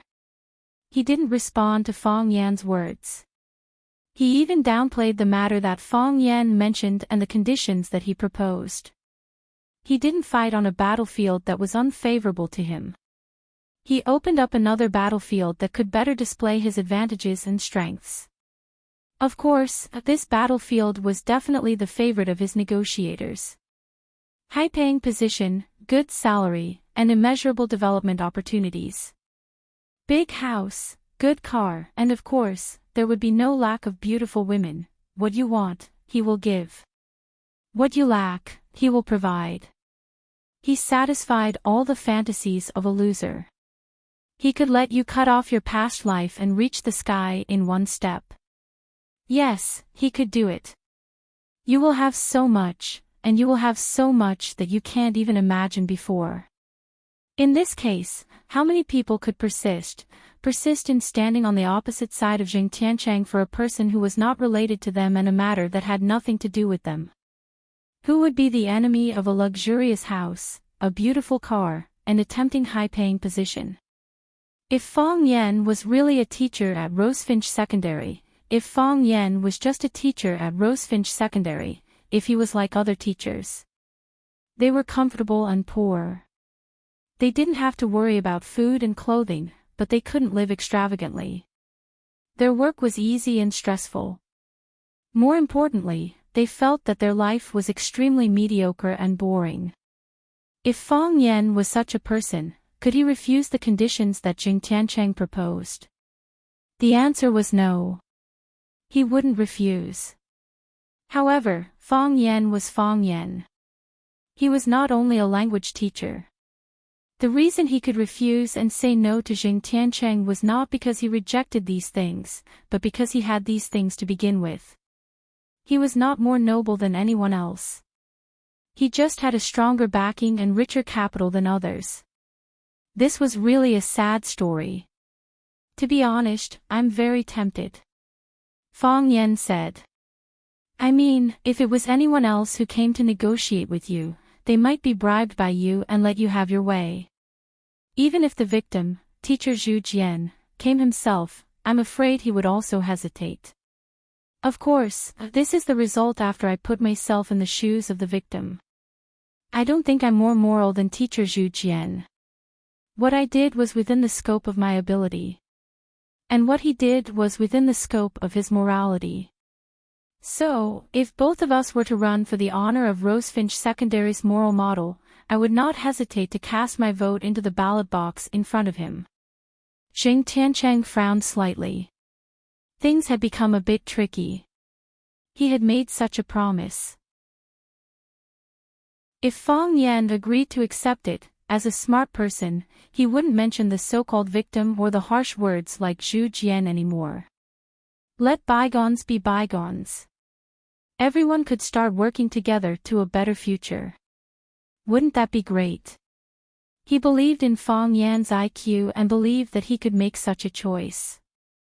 But Fang Yan didn't. He was still mentioning the victim, still mentioning Zhu Jian. So, was he going to refuse? Why would he refuse? How could he refuse? But, I can only refuse. Fang Yan said. Some people serve for power, some become a lackey for money, some just do it for a high-income job, to let their family live a better life. It's not easy for anyone to live. Why do you work? For fairness. Fang Yan said. For morality, for my conscience which is decent most of the time. Xing Tiancheng stared at Fang Yan with burning eyes for a while, and then laughed out loud. He laughed until he was gasping for breath. His fat cheeks were full of meat. He pointed at Fang Yan with his thick finger and said, Fang Yan, do you know? Every day, there are countless people who want to visit my office. I receive at least 5,000 guests every year. The number of people sitting in your current position is countless. But, do you know that they only come to see me for one purpose, cooperation, to make money?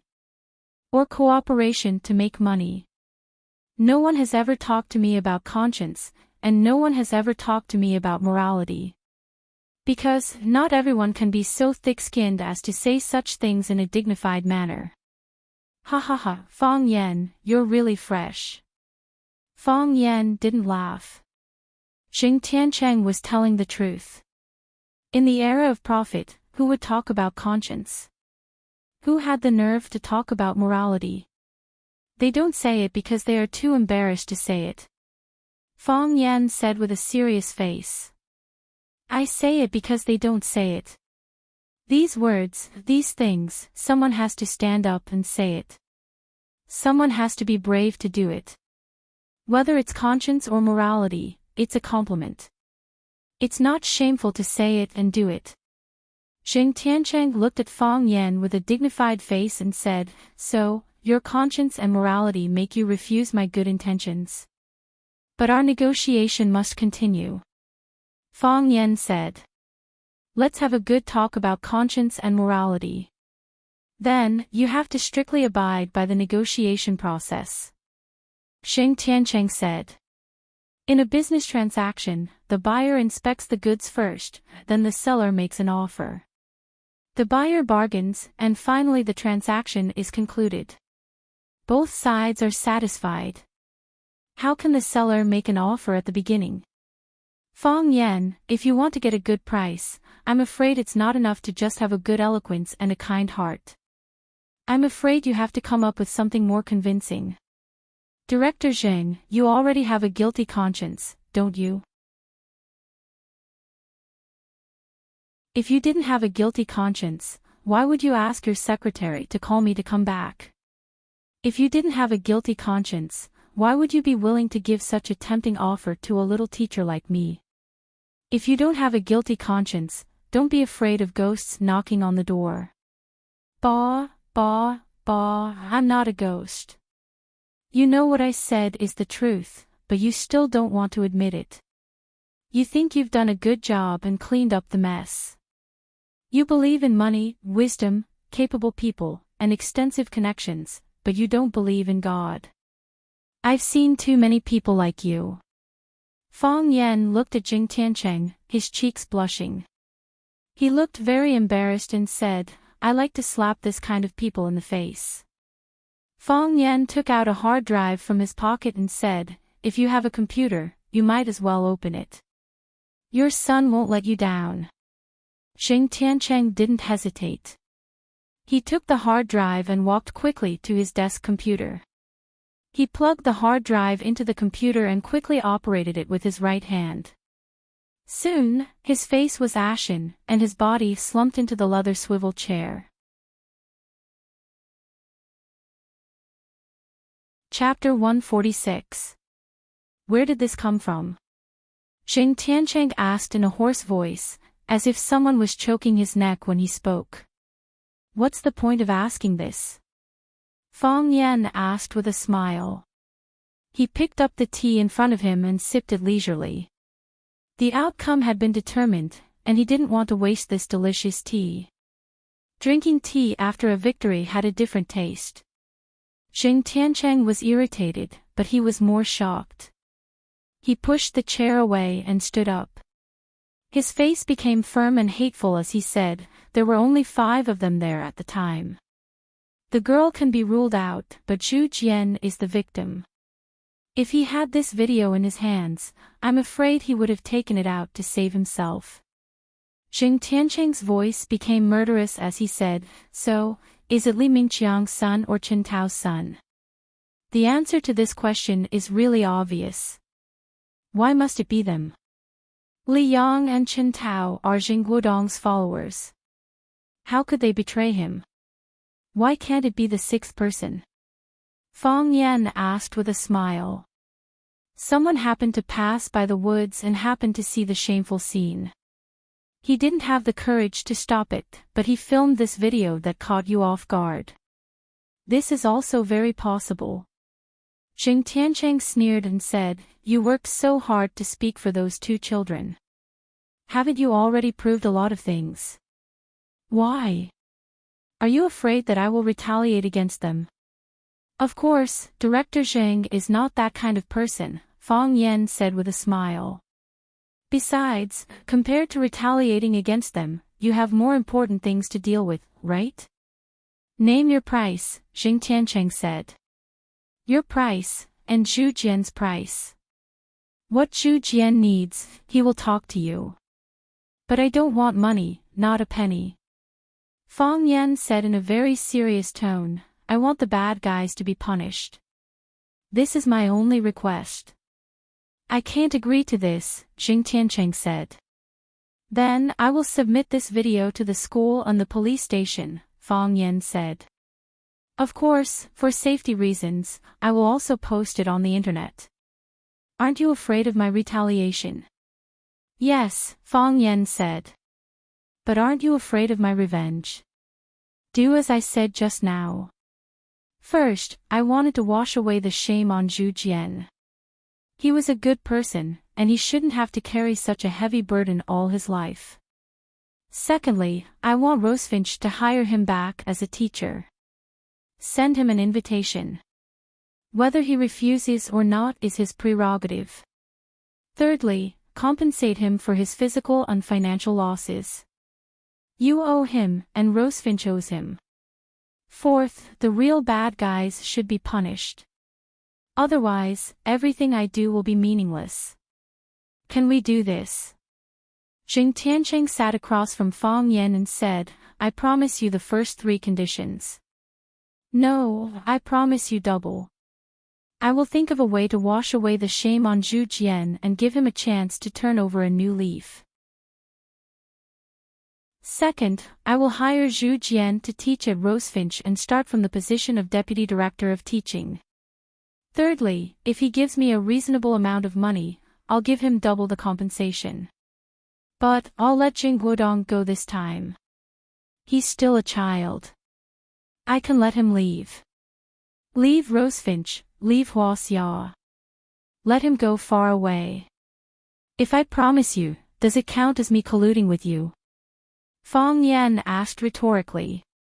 Fang Yan put down the teacup and said, "Director Zheng, you are a man of great wisdom. I believe that you have no choice but to do such a thing. So, I'll give you 3 days. I believe that you can make a wise choice. If Zheng Guodong accidentally runs away within these 3 days, then I'll make this video public regardless of the consequences. Director Zheng has a big business, so be careful. Fang Yan took out his mobile phone from his pocket and looked at the time. He said embarrassedly, "Oh, we've been meeting for more than 5 minutes. It's really a sin to delay the school board meeting." Zheng Tiancheng felt powerless. This guy really held a grudge. A few major events happened at Rosefinch Secondary these days. The first major event was naturally the eldest of the school's 3 foppish playboys, Zheng Guodong, dropped out of school. He suddenly left the school without informing anyone. Zheng Tiancheng's secretary only sent a withdrawal application to the school. Why did Zheng Guodong drop out of school? Where did Zheng Guodong go? This became the topic of many students' discussion. Of course, it was also a mystery that was difficult to pry into the truth. Fang Yan knew where Zheng Guodong went. He entered the juvenile detention center and was about to start a new life that he had never experienced before. Zheng Tiancheng finally made a wise choice. He had a big business, so he didn't dare to let this matter affect his own reputation, nor did he dare to let the company's reputation suffer any damage. Within the scope of Fang Yan's permission, he kept Zheng Guodong's withdrawal and entry into the juvenile detention center within his control. It didn't cause any big waves, not even a small ripple. He had the ability to do it. Of course, the students were happy to see Zheng Guodong drop out of school. Who asked him to be domineering and bully his classmates in school? He wasn't liked at all. The second major event was Zhu Jian's return. The language teacher who was expelled from the school because of a scandal with a student returned. The school obtained new evidence to prove that Zhu Jian and the girl only had a normal teacher-student relationship. In order to make up for Zhu Jian's long period of unfair treatment and grievances, the school not only recruited him back, but also arranged for him to take the important position of Vice Director of Education. Now, he was Li Mingqiang's assistant. It could be said that Zhu Jian's return was more sensational than Zheng Guodong's dropping out of school, and it caused more heated discussions among the teachers and students.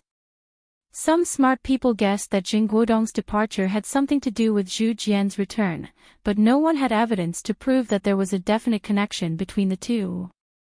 The third major event was the official establishment of the Rosefinch Secondary Tea Ceremony Society. The first president of the Tea Ceremony Society was the school's legendary figure, Qi Nitian. Qi Nitian originally refused to take on this position. She didn't feel that she had the mood and obligation to spend her precious time and energy to explain and demonstrate the real tea ceremony to her juniors. However, after Fang Yan's repeated requests and even accepted a condition that only the two of them knew, Qi Nitian finally agreed. Sure enough, the power of an idol was infinite. If you didn't see it with your own eyes, you would never be able to understand how terrifying the girl's influence in the school was. With the support and help of Lu Chaoga, the school specially provided an activity venue for the Tea Ceremony Society and renovated the room into a classical-style tea house. Qi Nitian stood at the entrance of the tea house. When 2 boys hung the plaque inscribed by Lu Chaoga on the wall, countless students who heard the news rushed over to cheer and applaud. Then, there was a long queue in front of the registration desk, and the first batch of 100 registration forms was sold out. Those who couldn't sign up protested loudly, but Qi Nitian turned a deaf ear to them. She directly closed the door of the tea house and pulled the first batch of club members into the tea house for a meeting. The popularity of the Tea Ceremony Society made Fang Yan, the honorary president of the Tea Ceremony Society, very happy. He knew that anything would be successful as long as he had the label of a goddess. Of course, the establishment of the Tea Ceremony Society was to promote the tea ceremony of Huaxia and cultivate the habit of drinking and loving tea in Huaxia. They recruited 100 people in the first batch and selected some students who came for the tea ceremony. Then, they would select the best in batches and turn the tea ceremony society into a real tea ceremony society, not just another fan club of Chinitian. Obviously, this process was very difficult. It was said that men who worked hard were the most attractive. In fact, in the eyes of men, women who worked hard were also very sexy. Fang Yan sat opposite Lu Chaoga's desk and watched her quickly read through her opinions on one document after another and sign her name. Her glasses were lowered to the bridge of her nose, and her long hair was loose and touched the paper. Her nose was round and smooth, and there wasn't even a common blackhead. Her eyes were big and bright, and her long eyelashes looked forward like a beautiful little fan. Every time her eyes fluttered, it was like a light touch on a man's heart. After dealing with the last document, Lu Chaoga closed the folder and asked her secretary, Xiao Meng, to come in and distribute the documents to each department. Then, she explained to Fang Yan, the school's anniversary is the focus of the school during this time. Every department has to be mobilized to participate. Did you invite Zhu Jian back? The school invited him back, Fang Yan said with a smile. I'm not qualified to give the position of Deputy Director of Education to him. Lu Chaoga took off her glasses, and her beautiful eyes were even sharper and dazzling. You know what I mean, Lu Chaoga said. The leaders of the school, including me, even if they suspected that there would be some disgraceful shadows in Zhu Jian's case, but because of Zheng Tiancheng's intervention, no one really thought about doing anything for him. A lot of things are in the past, and no one will think about uncovering and investigating him again. Especially things that have nothing to do with their own interests. Lu Chaoga looked at Fang Yan and said, You mentioned Zhu Jian in front of me more than once, because there were some misunderstandings between us. I know that if there was no external intervention, Zhu Jian wouldn't have come back, and it would be even more impossible for him to wash away the shame and regain his innocence like this. Fang Yan, you did what I couldn't do. I admire you very much. Fang Yan's mouth was round, and his face was full of disbelief. This strong woman who never compromised with anyone, actually said that she admired him. I'll treat you to dinner tonight, Lu Chaoga said. If there's nothing else. I hope you won't refuse. Oh, Fang Yan was even more shocked. Is this a date? Chapter 147. Who is playing the east wind with the pipa? The years are peeling off the wall, remembering my childhood, Fang Yan was singing. Some people say that if you are successful in love, you will be frustrated on the battlefield. Frustrated on the battlefield, you will be proud in love. Nonsense. Fang Yan was now proving to them that he was not only proud on the battlefield, but also very proud in love.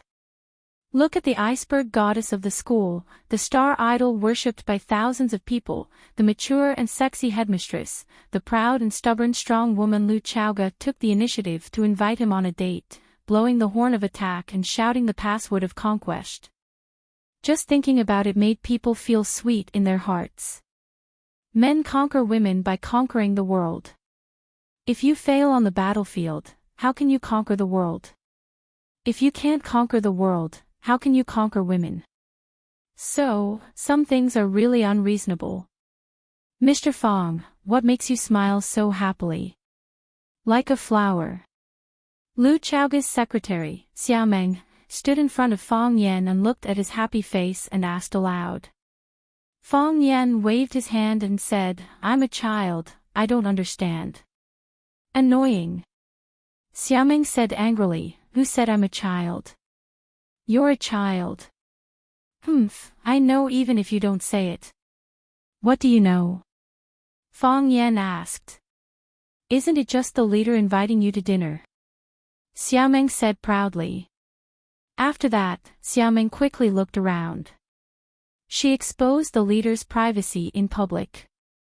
If the leader heard it, he would be very unhappy. Fong Yan looked at Xiaoming with wide eyes and said, "You already know. You eavesdropped on our conversation." Xiaoming rolled her eyes and said, "Please, I helped you book the restaurant where you ate. I already knew before you came to see the headmistress, okay?" Fong Yan felt that Lu Chaoge was too inexperienced. How could this kind of thing be known? Booking a restaurant shouldn't be left to the secretary. Maybe she disdains to hide her feelings. She wants everyone to know who she truly belongs to, Fong Yan thought. Just like Qin Tian. Thinking of this possibility, Fong Yan blushed and felt dizzy. His body felt light as if he had just drunk a big bowl of wine. "Mr. Fong, what's wrong with you?" Xiaoming saw that Fong Yan's expression was not right and asked anxiously. "I'm fine." Fong Yan waved his hand. "I'm fine. A pot of muddy wine is a happy reunion. How many things have happened in the past and present, all in laughter and conversation." Fong Yan strode away, his voice also becoming passionate and heroic. Xiaoming hummed along and found that the lyrics couldn't keep up with the tune of Breaking East Wind. Sky 1. Some people said that this was the most expensive restaurant in Flower City. One of them. Fong Yan stood in front of the glass door of Sky Number 1 and said embarrassedly, "Isn't this too wasteful? What we eat is secondary. Our main goal is to find a place to talk and chat." Lu Chaoge glanced at Fong Yan and didn't say anything. "How about I pay the bill for this meal?" Fong Yan said. "Usually, this kind of thing is paid by the man." Lu Chaoge glanced at Fong Yan and said, "Okay." Fong Yan's eyes widened. Why did she really agree? With her strong personality, shouldn't she have slapped herself in the face and said, "Stop fighting, I said I'll pay the bill today, so I'll pay today." For a man, paying the bill is also a kind of honor. Fong Yan's expression was a little awkward and he was embarrassed to look at Lu Chaoge's eyes. "But you didn't tell me in advance. If I don't have enough money on me, I'll need to borrow some from you. I have enough money. I'll pay the bill." Lu Chaoge's lips curled into a smile. "I'm really sorry," Fong Yan said. "I hope you won't laugh at me. My self-esteem is very fragile. There will be opportunities in the future." Lu Chaoge's voice was calm and gentle. She seemed to be hinting at something. Fong Yan thought to himself, what is she hinting at? She wants to tell me not to rush. If we get together in the future, I'll give you opportunities to pay the bill often. Is that so? Then should I reject her tonight? Who would dare to want such an unscrupulous woman? "Sir, how many?" A beautiful attendant in a stewardess uniform walked over quickly and greeted them with a smile. "2, Lu Chaoge said. "My surname is Lu." "Oh. Miss Lu has booked a magic cloud private room. Please follow me." The attendant pressed the elevator button behind her, and then the elevator, which could enjoy the surrounding scenery in all directions, took them all the way up to a height of tens of meters. The private room was mainly sky blue, and the magic clouds were everywhere, as if they were really flying in the sky. Seeing the environment in the private room, Fong Yan was very glad. He thought to himself, fortunately, I'm not paying the bill. The attendant brought the electronic menu. Each dish had a video specially shot for it. If one was interested in this dish, he could click on the video to learn more about it. Fong Yan felt that it was too high-tech. He said, "Principal Lu, you order." "You can call me Lu Chaoge," Lu Chaoge said without raising her head. "Lu Chaoge." Fong Yan whispered the name and felt his heart beat faster. These women were really enchanting. Their casual words could make people feel numb and have strange associations. Lu Chaoge ordered a few dishes skillfully and said, "Open a bottle of red wine I saved last time." "Okay," the attendant replied. "Miss Lu, please wait a moment." After the attendant left, Lu Chaoga took off her silver coat and hung it on the hanger in the room. She wore a white shirt and walked to the floor-to-ceiling window to look at the night view of watching. The sky was dark, and the clouds were rolling. A heavy rain was coming. Lu Chaoga's eyes were blurry, and her expression was dull. No one knew what she was thinking. Fong Yen stood behind her and didn't know what to say. Someone told me that you can only enjoy the true night view of watching from here, Lu Chaoga said. I tried many times, and it's true. Yes, Fong Yen agreed. Although he didn't know if the neon lights of the skyscrapers outside counted as the true night view of watching, he said, the view is pretty good. This is our first time eating together? Lu Chaoga asked. Yes. Everyone is usually very busy. It has nothing to do with being busy, Lu Chaoga interrupted Fong Yen and said, it's just that it's not convenient. It's not suitable. Yes, it's not convenient. It's not suitable. If Lu Chaoga, the school's vice principal, always ate with Fong Yen, the new teacher, rumors about them would probably spread throughout the school, right? People would probably scold them for being stupid if they said they weren't a couple. But do you have to say it so clearly and make people feel like I'm not worthy of you? People change, and so does their state of mind, Lu Chaoga said. I used to think that I was good at reading people, but after knowing you for so long, I've never really seen you clearly. Sometimes I think I've seen you clearly, but you'll soon prove to me that I'm wrong. Fong Yen smiled and said, why do you have to see people so clearly? Because I lack a sense of security, Lu Chaoga said. For people who I can't see clearly, I'll classify them as bad people. I'm worried that he'll tear off his disguise at any time and reveal his smelly fangs.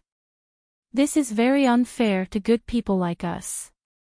Fong Yen shook his head and smiled bitterly. Yes, you're a good person, Lu Chaoga said. I don't know what you have on Jingtiancheng, but I think when you went to negotiate with him, with his businessman nature, he must have offered you very good conditions, right? Very good. I was almost bought over. But you didn't, Lu Chaoga said. Not only were you not bought, but you also sent his only son to the juvenile detention center. Fong Yen looked at Lu Chaoga in surprise and said, you know about this? This was his negotiation with Xing Tiancheng, and it was also an agreement. He thought that no one would know where Jing Guodong went. This is the best ending, Lu Chaoga said. It's the same for him, and it's the same for Zhu Jian. It's the best ending for everyone. Xing Tiancheng definitely won't think so. But you're not afraid at all. Lu Chaoga looked at Fong Yen with burning eyes and said, Fong Yen, sometimes I really wonder, is there anything you can't do? Don't put me on such a high pedestal, I'm also an ordinary person, Fong Yen said with a smile. Even if it's just a sense of justice, it's already very unusual in this world, Lu Chaoga said. I admire righteous people, so I want to treat you to a meal. Just because of justice? Fong Yen asked. He felt a little disappointed. What about the promise date? What about the candlelight dinner? You don't even chase after me, how can I refuse you? And wisdom, Lu Chaoga said. Splat, bean-sized raindrops slapped on the window, making a sound like beans being fried. Outside, the wind was howling, lightning flashed, and thunder roared. This was a rare rainstorm that Fong Yen had seen since he came to watching. I like rainy days, Lu Chaoga said as she looked at the rain outside. Women all like rainy days, Fong Yen said with a smile. It's easy to make people sentimental. I just think. There was a cruel smile in Lu Chaoga's eyes. This world is too dirty, it needs to be cleaned. Fong Yen was shocked.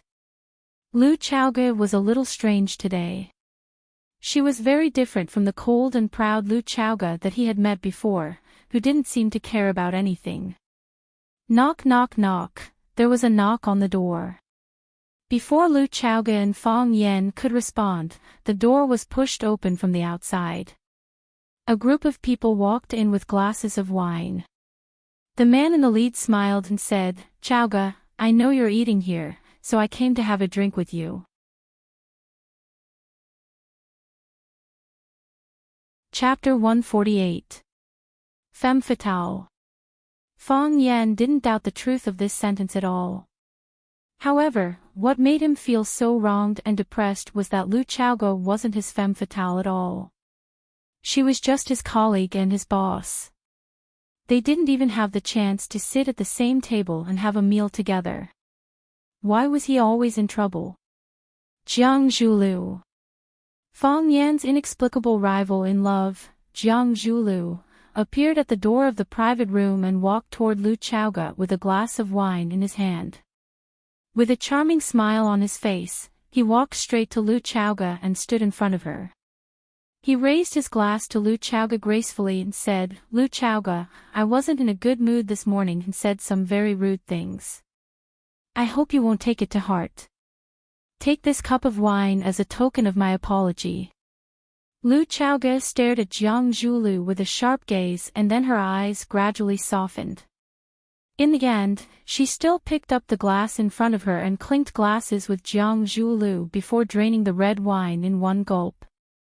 Jiang Zhulu also drained the red wine in his glass and said with a smile, "Let bygones be bygones. Living happily is the most important thing. Am I right?" "I've already forgotten," Lu Chaoga said.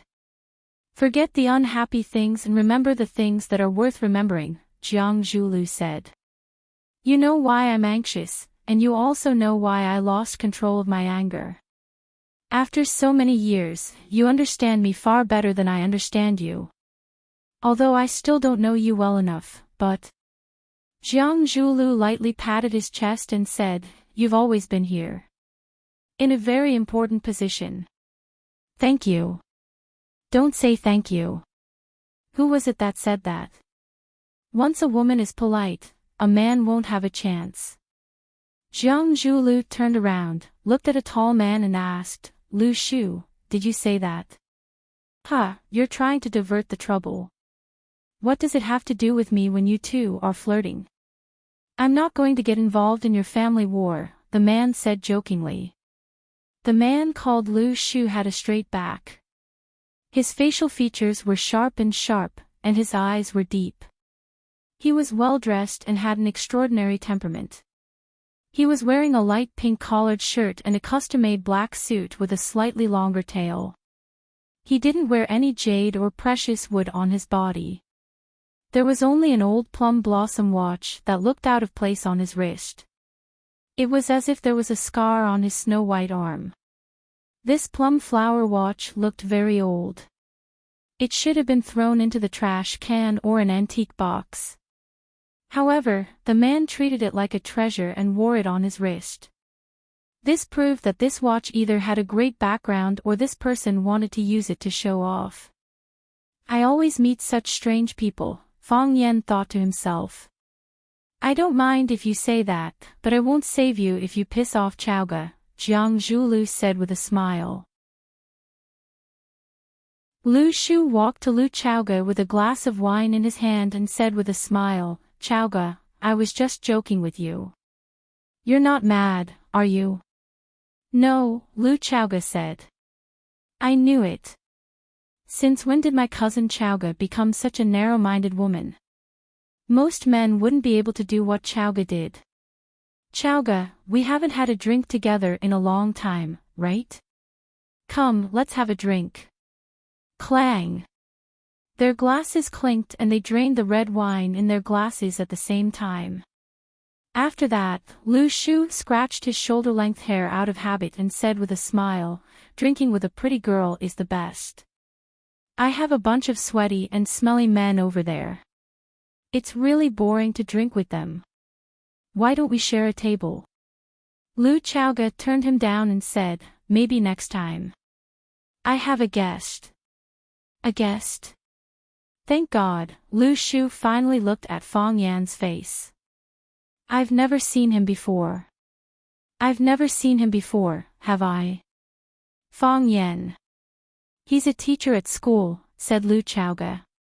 My colleague. Teacher. Colleague. Lu Shu guffawed, as if he had just heard a funny joke. Chaoge, don't tell me you're really going to put down roots in the education industry. You're already bribing your subordinates. What's the point of staying at that crappy school? If you're willing to work for me, I'll make you a vice president. If you want to start your own business, I'll invest 30 million in you up front and 30 million more every 3 months. What do you think? If it weren't for the fact that he had to prove to them that he was also a man who had seen a lot of money, Fang Huohuo's face would have turned into an "oh" again. Regardless of the project or the field, an initial investment of 30 million and an additional 30 million every 3 months. That was to say, Lu Chaoge would get 10 million in venture capital every month. Just now, Fong Yen was still feeling proud of himself for resisting Zheng Tianchang's temptation. He felt that he was really a great man who could not be subdued by force, could not be lustful, and regarded money as dirt and beautiful women as old women. Now, compared to the temptation that Lu Chaoge had experienced, he was simply too ashamed to show his face. Thank you. Lu Chaoge refused as expected. I really like my current job. Ha, I knew it. This is the Lu Chaoge I know. Even if I don't like you, I can't not respect you. Lu Shu said with a smile. He glanced at Fong Yen who was sitting still in the chair and said, You don't mind if we share a table, do you? I don't mind. Fong Yen said with a smile. As long as Principal Lu agrees. You're all friends anyway. Lu Shu laughed proudly and pointed at Fong Yen. You see, even if a woman wants to find a shield, she should find a man with a bit of backbone. This kind of person with osteochondrosis probably can't take on an important role, right? Willow tree. Lu Xiaoge scolded. He's my friend. I know. Lu Shu nodded. Of course he's your friend. He's also a very important friend of yours. Otherwise, how could you bring him to Sky One? How could you open the good wine you've stored here for him? Lu Shu thought for a moment and said, As far as I know, you haven't brought another man here before, have you? This. What's his name again? He's really special. I have to get close to him. This is my private matter. It has nothing to do with you. As a brother, I should care about my sister's living condition. What's wrong with that? Lu Shu asked with a smile. Chaoge, sometimes IQ isn't important, but choice is. You're a smart person and should understand what I mean. Thank you for your kindness. I'm responsible for my own life. But please don't insult my friend. Lu Chaoge said. Lu Shu pointed a finger at Fong Yen and said with a laugh, You think I'm insulting him? You think I'm insulting him? Lu Shu turned to look at his friends behind him and said, Do you think I'm insulting him? Who is he? Does he deserve to be insulted by Mr. Lu? Exactly. What the hell? He's just a school teacher. Isn't he afraid of dirtying Mr. Lu's mouth? Mr. Lu, can't you scold me a little if you have the time? If you scold me, I'll brag to the other brothers that I was scolded by Mr. Lu. Ha, I'll have a lot of face and my status will rise. The Prime Minister's doorstep was a third-rank official. Those who could hang out with Jiang Zhulu and Lu Shu were naturally people with some background. They were either billionaires or their parents were high-ranking officials. Naturally, they wouldn't care about a little teacher like Fong Yen. Their words were sinister and malicious, mainly to make Lu Shu happy. Lu Chaoge's expression became even colder and her eyes shone with a sinister light. She wanted to be angry, she wanted to scream, but she couldn't say anything, and she couldn't do anything. She was asking for humiliation. Yes, if she did that, she would only be asking for humiliation. Lu Shu, nicknamed the Willow in the river pond, was one of the 4 prodigies of watching. His ranking was even higher than Jiang Zhuliu's. To be able to be ranked as one of watching's 4 prodigies, which one of them didn't have a shocking background and strength? If everyone maintained a layer of skin on their faces, then she would still be Lu Chaoga, the love interest of Jiang Zhulu, the adopted daughter of Qiang Long Tan, and a member of the Jiang family.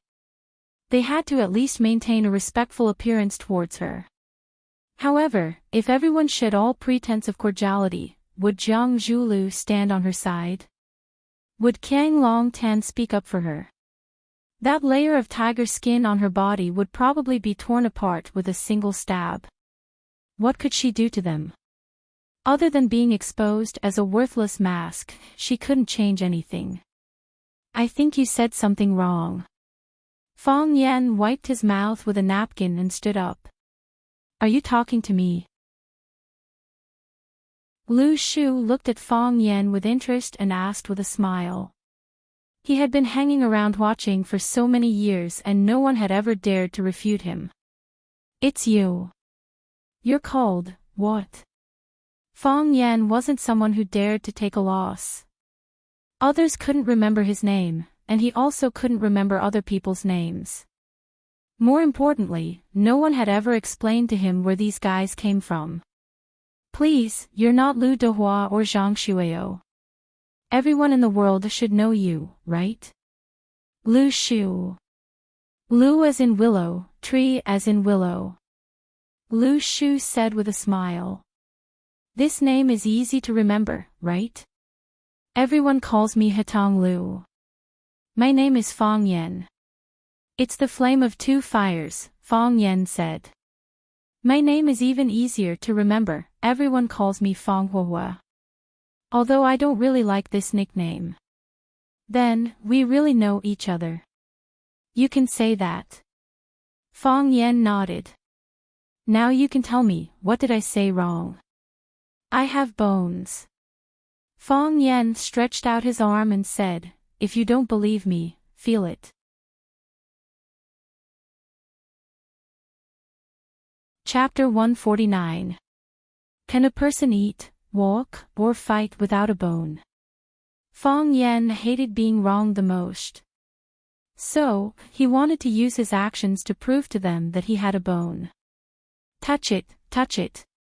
Fong Yan extended his arm in front of the willow tree and said, what you see may be fake, but what you feel is real. Touch the bones of my fingers, touch the bones of my elbows, touch the bones of my vertebrae. Of course, the willow tree wouldn't touch it with his hands. He looked at Fong Yan like he was crazy, and said to Lu Chaoga, is this person sick? Too much. Fong Yan was angry.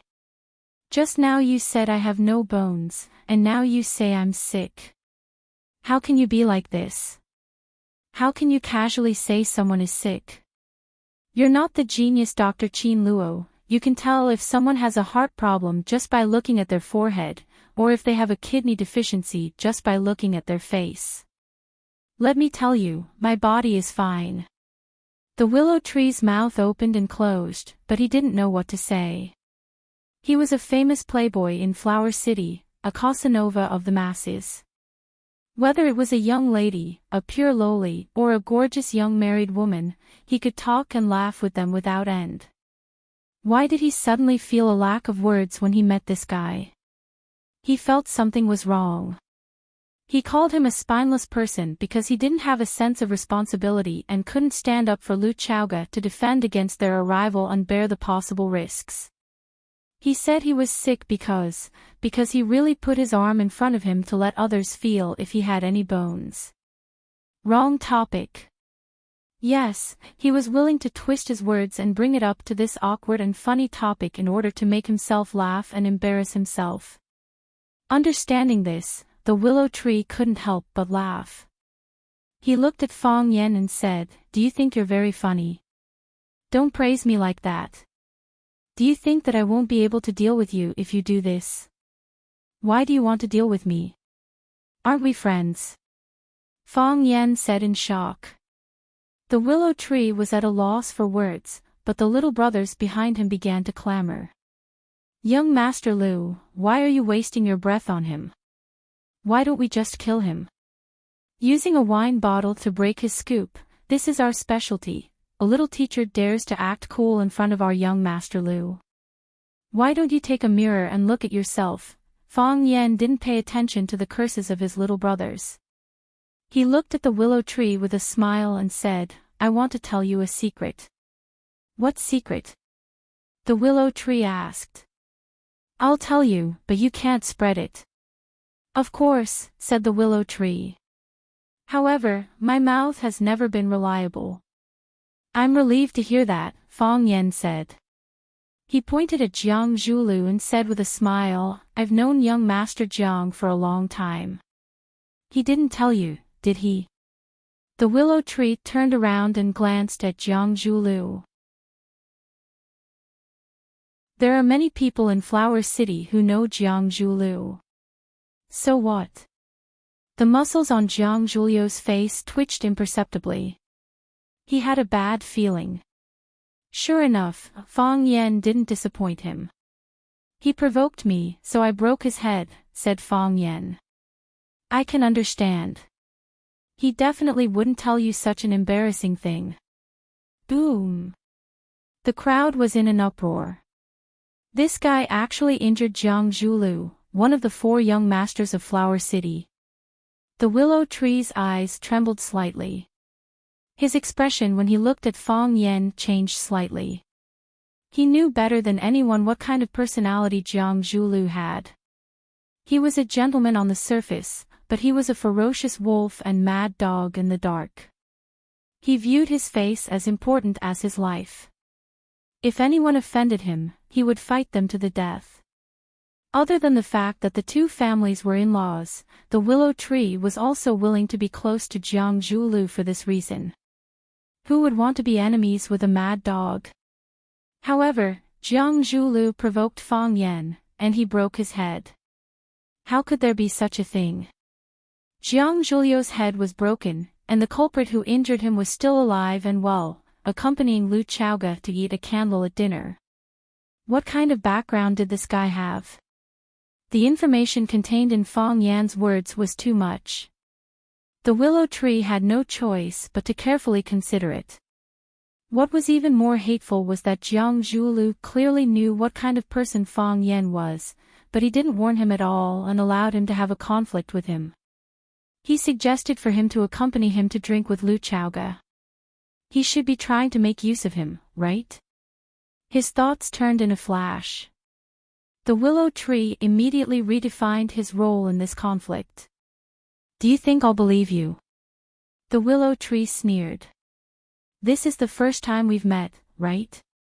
I don't know who you are, I don't know where you're from, so why should I believe what you say? Why don't you believe me?" Fang Yan's face was full of anger, as if he had suffered a great grievance. He looked at Jiang Zhulu and said, tell them, did I break your head?"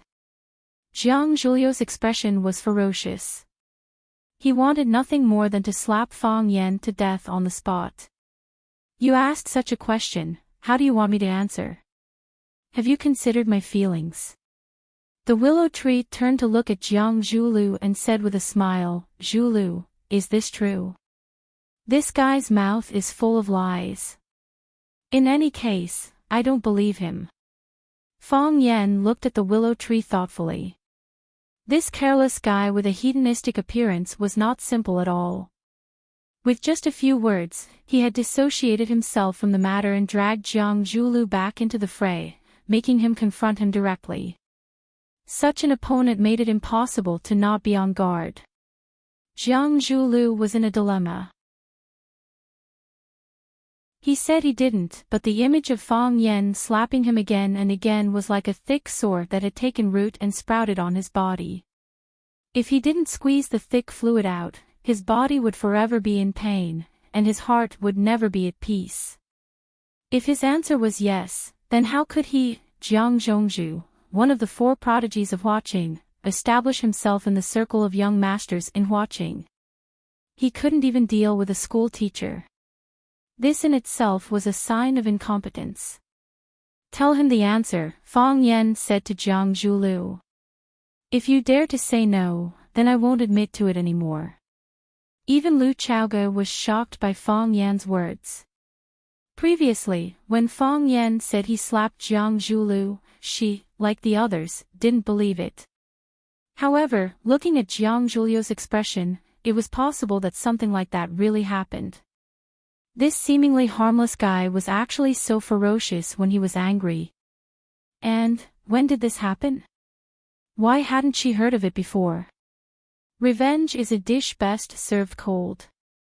Our debt will be settled slowly. Jiang Zhulu laughed. His smile was gentle, but his eyes were filled with murderous intent. I'm not in a hurry. You don't have to be either. Lu Shu was shocked. He looked at Jiang Zhulu and didn't speak rashly. Jiang Zhulu didn't deny it. This matter had already been confirmed. Since the two of them already had a grudge, there was no need for him to jump out and be cannon fodder. However, this guy was really annoying. Fang Yan looked at Lu Shu and said, Look, Jiang Zhulu of the four prodigies of watching was beaten badly by me. In the end, he could only say some harsh words to me. If I did this to you, you'd be standing here awkwardly, wouldn't you? Is this a threat? Are you sure you can walk out of this private room after hitting me? Lu Shu squinted his eyes. Are you sure you can walk out of Air Force One? You don't understand what I mean. Fang Yan said with a smile. What I mean is, you guys are wearing custom-made clothes and leather shoes from British or French designers. There's no need for you guys to have a grudge with a guy like me who wears a $200 Rosefinch secondary teacher uniform, right? If you spit on me, I can wipe it off with a tissue and continue wearing it. I won't feel disgusted. However, if I spit on you guys won't be able to take it and throw away your clothes, right? What a pity. That's true. Lu Shu nodded. Porcelain shouldn't collide with earthen jars. Young Master Lu is a smart person. You're much wiser than young Master Jiang. Fang Yan said with praise. He didn't forget to put medicine in the eyes of these two brothers. In any case, the little secret he told Lu Shu had already planted a thorn in their hearts. They just had to wait for the day that thorn to grow and pierce through their flesh. But what if the earthen jar touches the porcelain? What should we do? Lu Shu asked. That kind of thing will never happen. Fang Yan said. I don't have money, connections, or looks like you guys. Why should I offend you guys? I'm just a little teacher. I want to teach my students well. My biggest dream is to let them beat class 1 in the next exam. Why should I touch you guys? Why should I get involved in these boring things that I don't understand at all? You guys are fighting in the real world, and I'm watching family gossip on TV. If it wasn't for today's dinner, we might never see each other again. The dishes are getting cold. Don't disturb our dinner, okay? Lu Shu looked at Jiang Zhulu, meaning to say, you should solve the problem yourself. Jiang Zhulu smiled at Lu Chaoge and said, since it's not convenient for you today, let's go back and have a good talk. I wish you a good appetite. Under Jiang Zhulu's lead, the group walked out in a line. However, everyone couldn't help but glance at the spot where Fang Yan was standing when they stepped out of the door. They could guarantee that they would never forget this delicate yet incomparably arrogant face. The private room regained its silence. Fang Yan sat back in his chair and stuffed the tablecloth back into his chest. He said, let's eat. The dishes are getting cold. Lu Chaoge looked at Fang Yan with a complicated expression, as if it was the first time they met.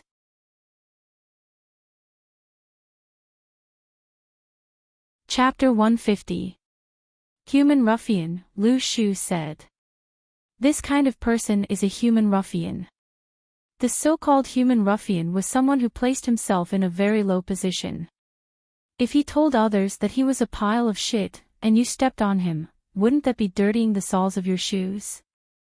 If you were barefoot or wearing a pair of cloth shoes, it didn't matter if you stepped on him. At most, you could wash your feet or change your shoes.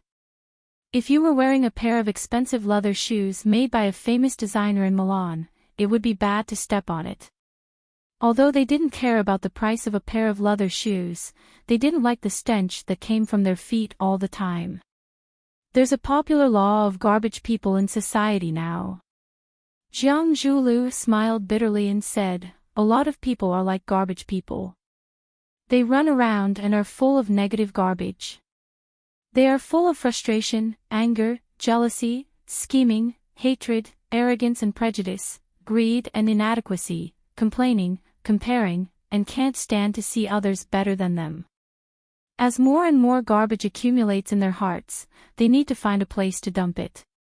Unfortunately, I happened to meet such a person. I was spat on, but I couldn't do anything as vulgar and rude as him. So it's over." Lu Shu swirled the red wine glass in his hand and asked with a smile. Two women sat on either side of him. One was young and fashionable, and the other was full of charm. The two women were beautiful, and they didn't look like prostitutes at all. One look and you could tell that they were ladies from respectable families. The two women looked peaceful and friendly on the surface, but their words and actions were hidden with murderous intent. In order to win Lu Shu's favor, they always had to get rid of their opponents first. This was exactly what Lu Shu liked. He liked women to fight for his affections, and he liked women to plot against each other for his sake. Moreover, he was a very fair judge. The final winner would eventually enter his arms and become the woman he loved dearly. A temporary woman. This was a game, but he never got tired of it. Of the four beauties of watching, Lu Shu was the most romantic by nature. He was invincible in the field of love and had never lost. Let it go. Jiang Zhulu squinted his eyes and smiled. He gulped down the unfermented red wine in his hand and said with a smile, "How could I let it go like this?" "Young Master Jiang, who is this guy?" someone asked curiously. "Is that important?" Jiang Zhulu sneered. "This is Flower City." "Yes. This is Flower City." The willow tree nodded. He reached out and hugged the sexy and plump woman. On the other side, the young and inexperienced girl immediately blushed and felt extremely sad. "This is our territory. We can do whatever we want." "Do what you want." Jiang Zhulu poured himself another glass of red wine and said, "Lu Chaoga seems to be going further and further." "You still like her?" The willow tree laughed out loud. "I really didn't expect that one of our Flower City's four prodigies, young Master Jiang, would actually be so infatuated with love. There are plenty of fish in the sea, so why should I have a one-sided love for a flower? Have you ever thought that the Lu Chaoga that you have bitterly loved for so many years might have already been taken by that little teacher?" They hugged, kissed, and caressed. That scoundrel used all the methods he could think of to possess her. If you think that way, don't you like her even more? Jiang Zhulu was trying to use him to fight against Fang Yan. This made Lu Shu feel extremely uncomfortable. If he could make Jiang Zhulu feel uncomfortable, he didn't mind fulfilling his wish. "Lu Shu, do you believe that I won't tear your stinky mouth apart?" Jiang Zhulu fiercely stared at the willow tree and said, "Ha ha ha, did I hit your sore spot? Everything is possible." The willow tree laughed wildly as if he had encountered the most hilarious thing in the world.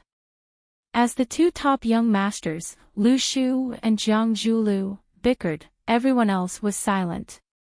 They lowered their heads to drink and eat, pretending not to hear what they were saying.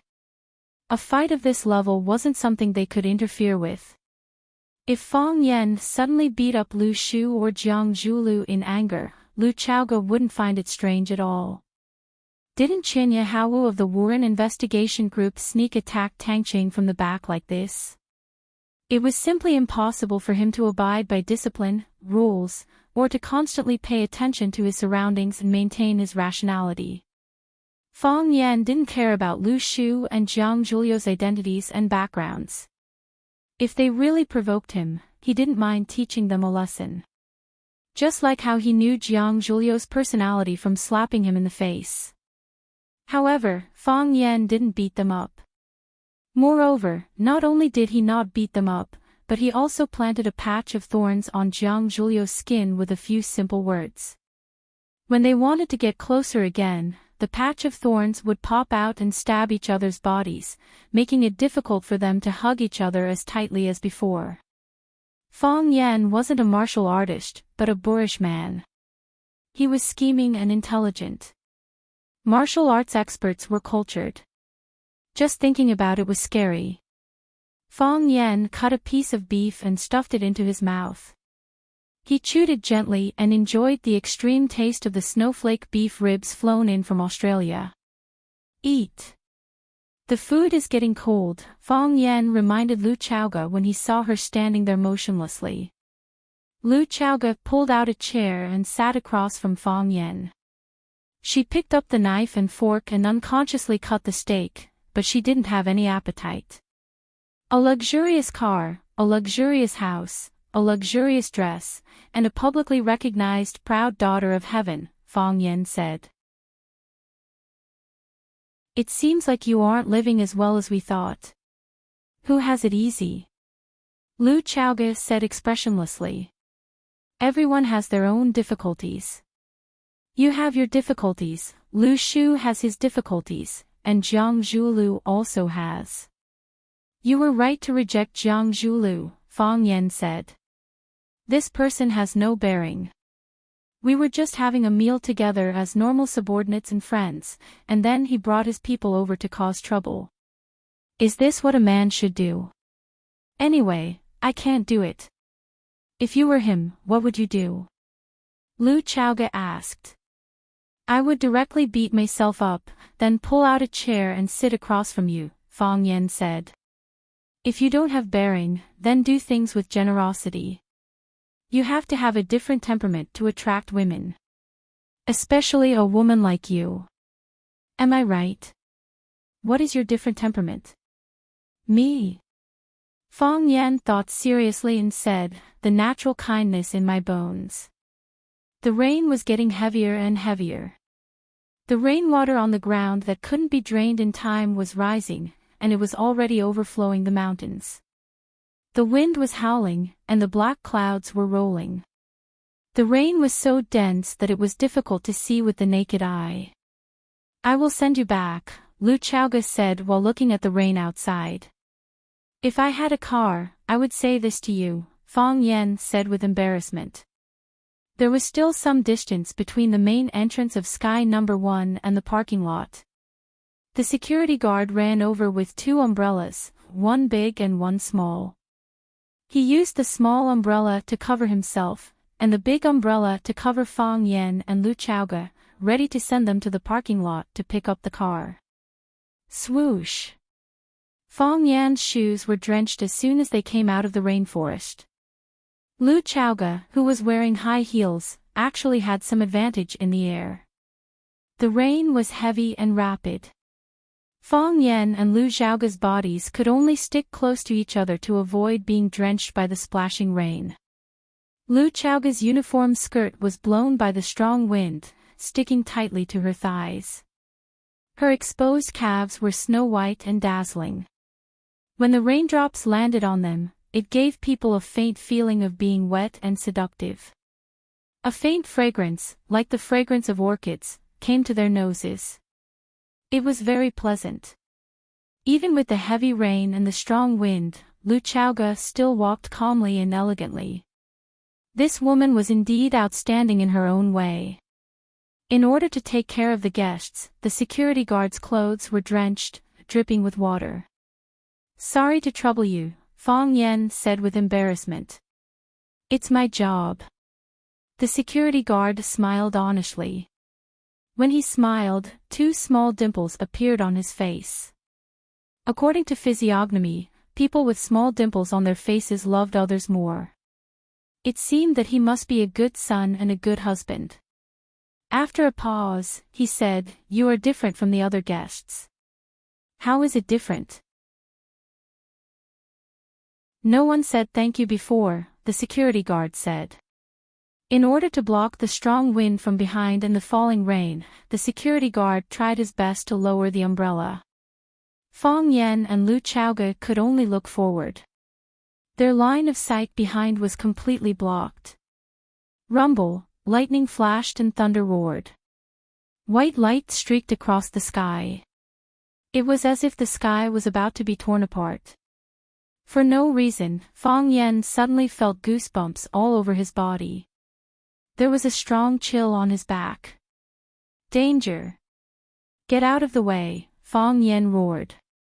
He suddenly pushed Lu Xiaoge to the side, and the 2 of them rolled and slid in the rain. When the security guard heard Fong Yan's shout, he didn't react at all. Before he could turn around, his body was sent flying into the air like a kite with a broken string. His pupils widened. He couldn't believe what was happening in front of him. Everything was fine. Why was there a super off-road vehicle rushing over from behind? Even if there was a car driving over, they should have turned on the lights and honked. Why did they sneak over? And how could they drive at such a fast speed in front of the restaurant? He couldn't understand. Bang! His body landed heavily on the ground and slid a long distance in the muddy ground before stopping. Xiao Bao. He tried hard to call out the name, but a large amount of thick blood spurted out of his mouth. Soon enough, his body stopped twitching. His eyes were wide open. He died with a grievance. The small black umbrella in his hand flew out, fluttering in the air, carried by the strong wind to an unknown place.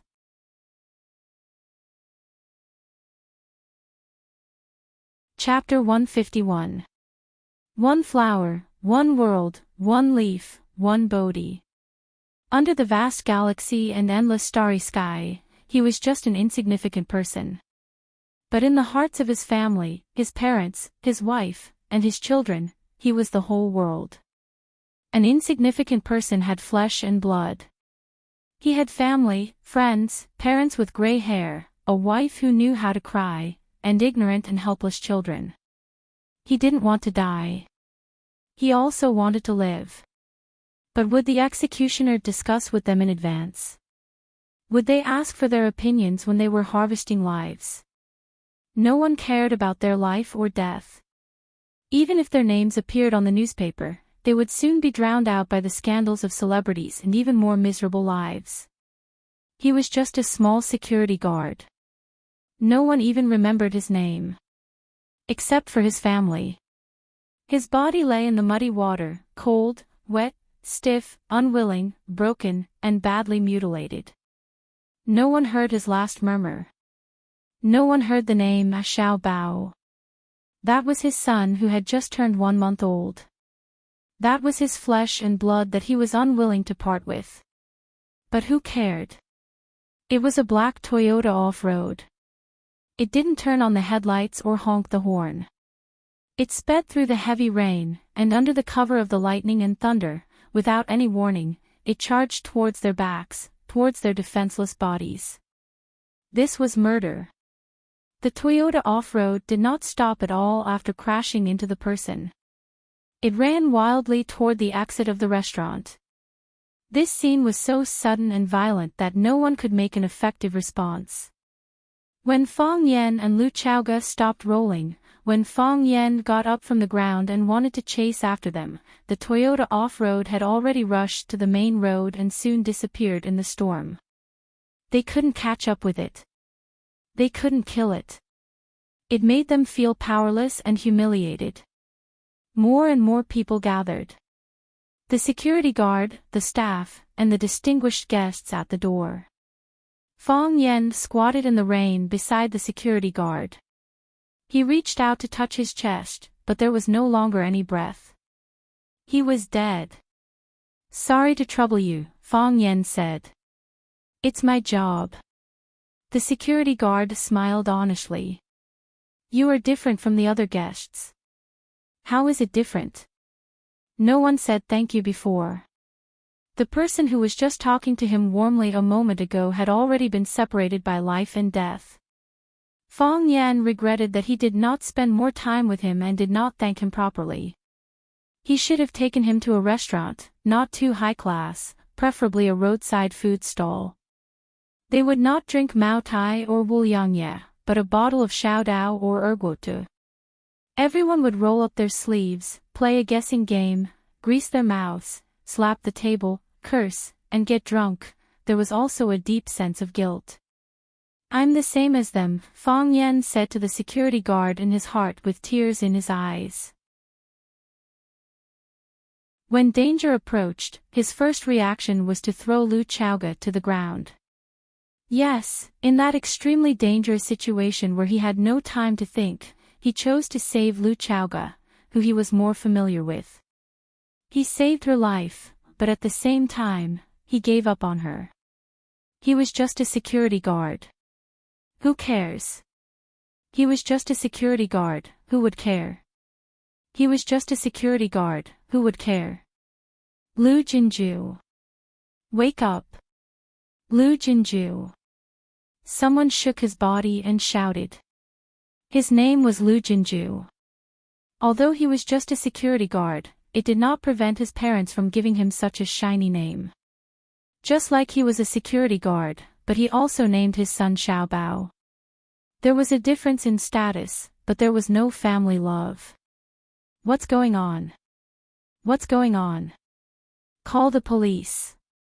Someone died, call the police. A security guard was crushed to death. What bad luck, to encounter such a thing while having a meal. The rain was pattering, and the wind was howling. From time to time, lightning flashed in the sky, illuminating all the filth on the ground. Countless sounds echoed in his ears, and countless faces appeared in his mind. Fong Yen looked like he was scared out of his wits. He squatted there without moving. What's going on? Did you see that? What happened? Someone shouted at him. I saw it, Fong Yen said. Someone killed him with a car. What car? A black Toyota off-road. What license plate? I didn't see it clearly. Lu Shu, Jiang Zhulu, and the others also came out. They were shocked to see Fong Yen beside the dead body, and Lu Chaoga, who was sitting on the ground and still couldn't get up. Jiang Zhulu took off his suit jacket and quickly ran to Lu Chaoga. He put the suit jacket on Lu Chaoga's head, then bent down to pick her up and ran to the hotel lobby. Lu Chaoga's right knee was bruised, and blood was oozing out. The blood mixed with the rainwater on her leg and was instantly diluted. Therefore, the wound seemed to be softer, and it was not so shocking. Her left leg was sprained, and her waist and leg were seriously injured in many places. Even the slightest movement would cause a heart-wrenching pain. Just the moment Fong Yen threw her to the ground was enough to make her dizzy. Rolling all the way on the concrete floor caused her serious injuries, and there were many cuts on her body. Jiang Zhulu put Lu Chaoga on the sofa in the lobby and asked anxiously, Lu Chaoga, are you okay? How do you feel? Lu Chaoga shook her head and looked at Fong Yen through the glass wall in the rain. Her eyes were sad. What happened? Why did this happen? Jiang Zhulu was like an enraged lion, shouting angrily. It's just a meal, how could someone be injured like this? Who did it? Lu Chaoga remained silent and didn't answer. Jiang Zhulu turned around and shouted to little Fatso, Zhang Wei, call your dad. Ask him to investigate for me. No matter who did it, ask him to find the person. Little Fatso nodded and walked out quickly. Du-san, call your uncle and ask him to help me find the person. Tell him that I, Jiang Zhulu, owe him a favor. A skinny monkey-like man answered and ran out as well. Lu Shu walked to Jiang Zhulu with a serious expression and patted him on the shoulder. Calm down. How can I calm down when Chaoge is injured like this? Jiang Zhulu said coldly. Have you thought about it? Lu Shu smiled darkly. Who's the biggest suspect now that something like this happened? Jiang Zhu looked at the willow tree with a stunned expression.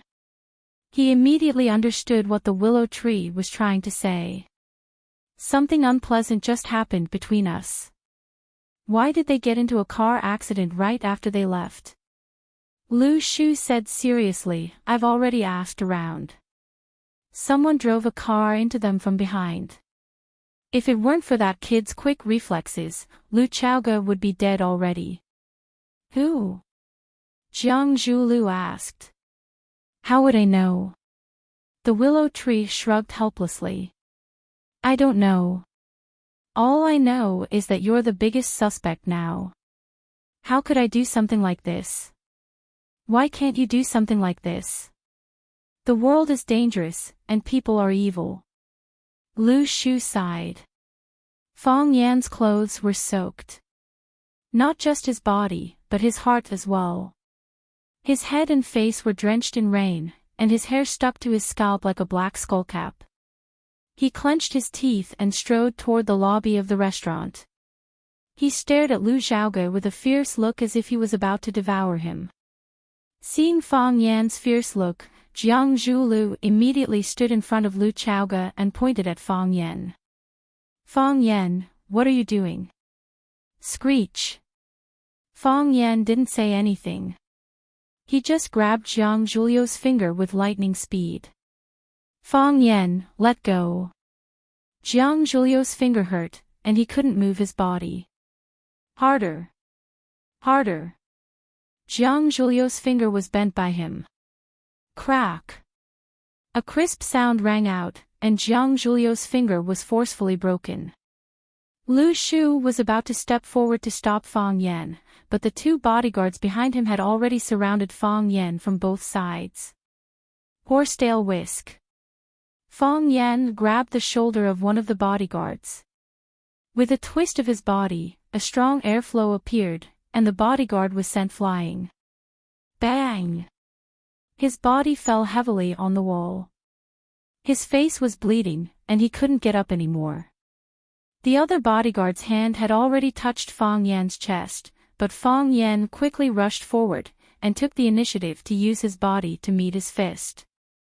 Toppling the mountains and overturning the seas. Bang! The bodyguard in black let out a blood-curdling scream as he flew backwards and fell to the ground. The arm that Fang Yan used to push his chest had lost all feeling. More people rushed toward Fang Yan. Fang Yan didn't dodge, and attacked every enemy he saw. Those who stretched out their arms, broke their arms. Those who stretched out their legs, broke their legs. Those who used both their arms and legs, broke their arms and legs. Very soon, there was no one in front of him to stop him. The ground was filled with screams and wails, but Fang Yan turned a blind eye to them. Fang Yan, you better know what you're doing right now. Lu Shu snorted. I've never been more clear-headed than now. Fang Yan said. If I had beaten you up just now, I'm afraid the current situation would be better. Lu Shu stared coldly at Fang Yan, who was displaying his invincible might. The two women beside him, one on his left and the other on his right, looked terrified. Fang Yan walked in front of Lu Xiaoge, picked her up, and quickly walked toward the private room. Bang! Fang Yan kicked open an empty private room, and threw Lu Xiaoge's body on the sofa inside the private room. His eyes were bloodshot, and he shouted hoarsely, Lu Xiaoge, how long are you going to use me?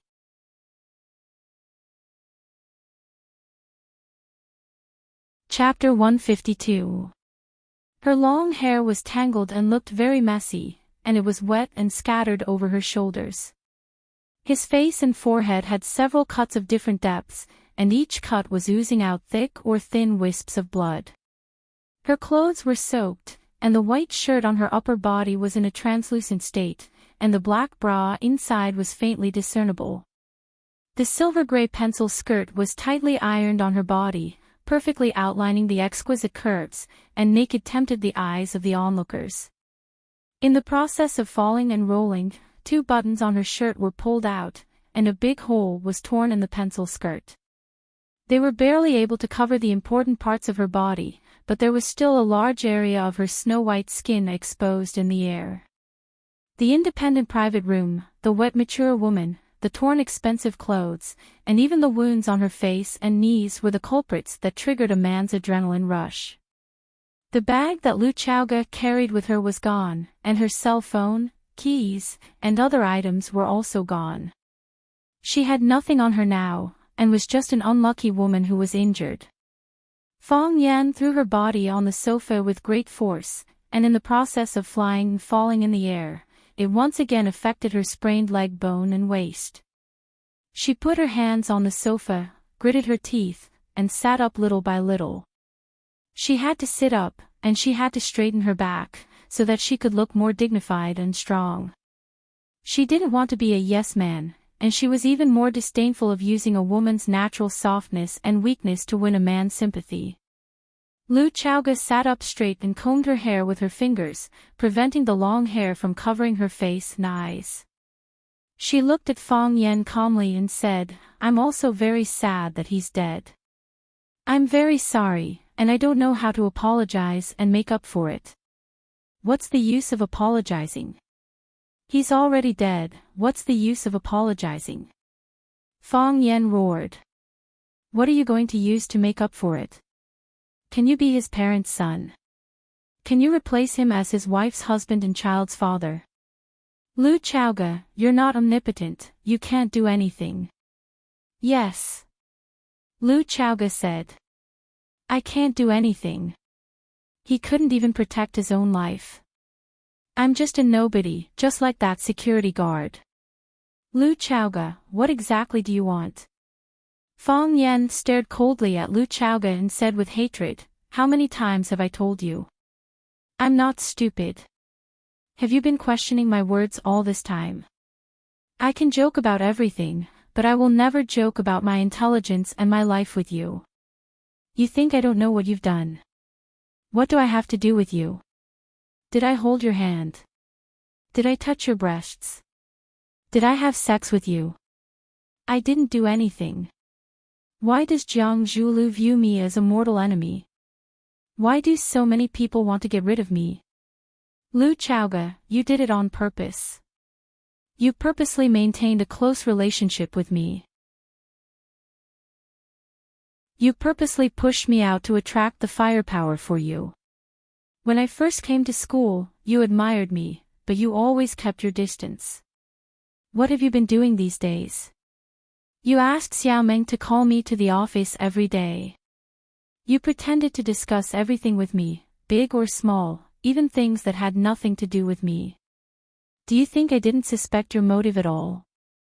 Also, who was the one who spread the rumors in school? You're the vice principal of the school. If you want to control them, would they dare to discuss these topics in the office? What do you want to say? You want to say that you didn't.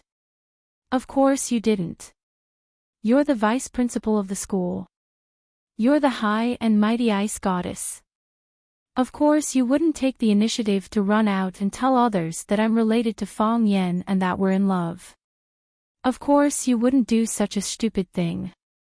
But do you dare to say that you didn't add fuel to the fire in the dark? You didn't let it develop. Lu Chaoga looked gloomy and kept silent. Lu Chaoga, I know what kind of woman you are. You're proud and arrogant. You never put anyone in your eyes. Although I think I'm very good, I really didn't think that I could enter your eyes. On the first day I came, Jing Jing, your office director, reminded me to be careful and keep a distance from you. Now it seems that he wasn't all bad. That night, you leaned your head on my shoulder to intensify the conflict, right? Why? You didn't have to do that, but why did you do that? To teach those who hide in the shadows a lesson? Because you two quarreled, I became the punching bag for you to take revenge on him. Or you felt the danger, so you sped up your actions so that they would focus their attention and revenge on me. Even if you die, you want to drag me to die with you. Do I occupy such an important position in your heart? Feng Yan stretched out his hands to grab Lu Chaoga's shoulders. He asked in a disgusted tone, Lu Chaoga, say something. Give me an explanation, give me an answer. You used me so many times and almost took away my life. You have to give me an explanation, right? Lu Chaoga calmly looked at Wen Yan's face that had become distorted at this moment. She said, you're smarter than I thought and more powerful than I expected. Since you've guessed everything. What else do you want to know? What do I want to know? I want to know everything. Feng Yan pushed Lu Chaoga to the ground. I knew you used me, over and over again. In the past, I thought you were pretty and not a bad person, so I was willing to do some things for you. But now, someone is dead. The security guard who was chatting with us just now is dead. He died right under our noses. You have to give me a clear explanation. Why did you do that? Who wanted to kill you? Why did they want to kill you? I also want to know who wanted to kill me. Lu Chaoga stubbornly climbed up again. A mocking smile appeared on her face. I also want to know who wanted to kill me. Where can I find the answer? Who can tell me the answer? Her eyes reddened and then became moist. If possible, also tell me, who killed my parents? Why did they want to kill them? Why? At. Feng Yan's eyes widened. He looked at Lu Chaoga in disbelief. There was actually such a thing. Lu Chaoga's parents were already gone.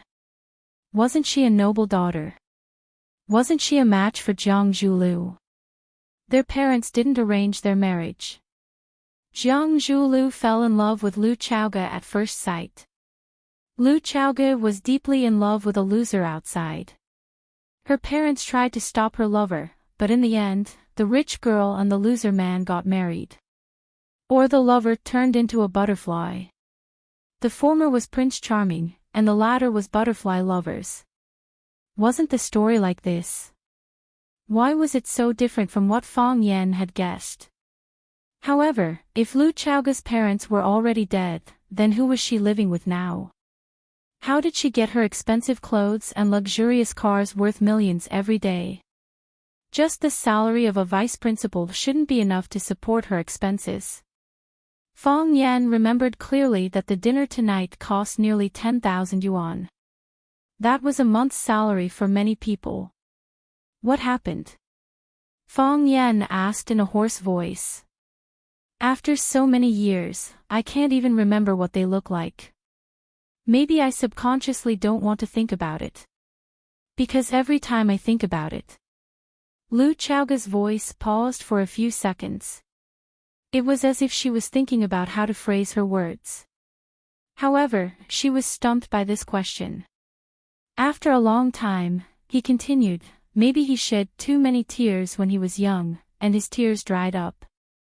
So, I don't know how to cry now. At that time, I was too young and didn't understand a lot of things. I only remember that I was still in elementary school.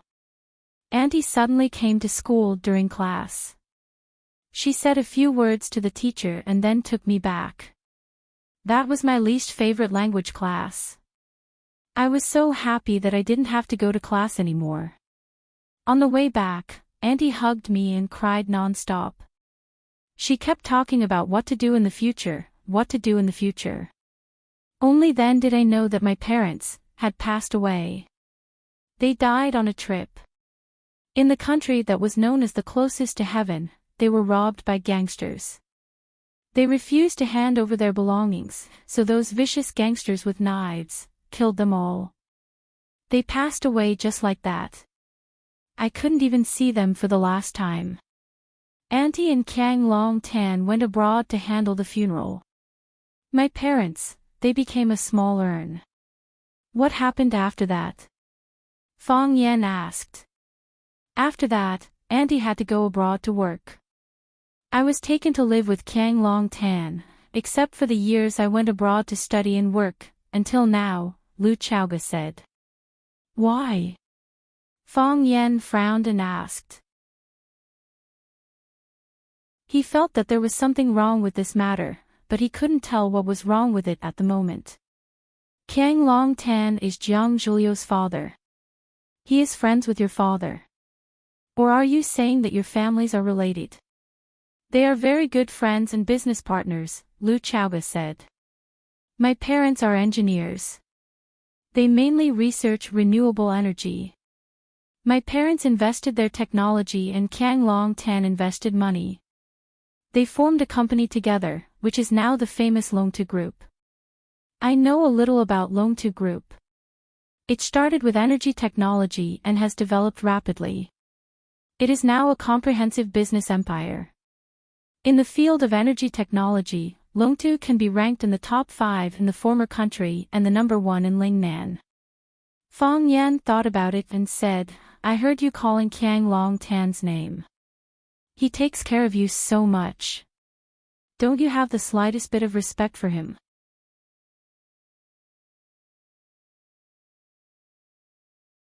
Chapter 153.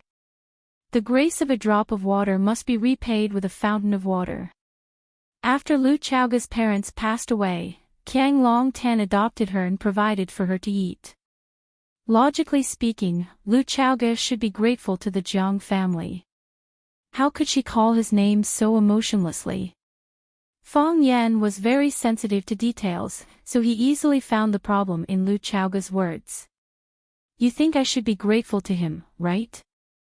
A sneer appeared on Lu Chaoga's face. Everyone in the world thinks that I should be grateful to him. If he hadn't adopted me, I would have been alone and without anyone to rely on. If it wasn't for him, I wouldn't have been able to study abroad, and I wouldn't have achieved what I have today. If it wasn't for him, I would have nothing. I would have been a nameless, ordinary woman who couldn't even dream of having a meal at Sky Number 1.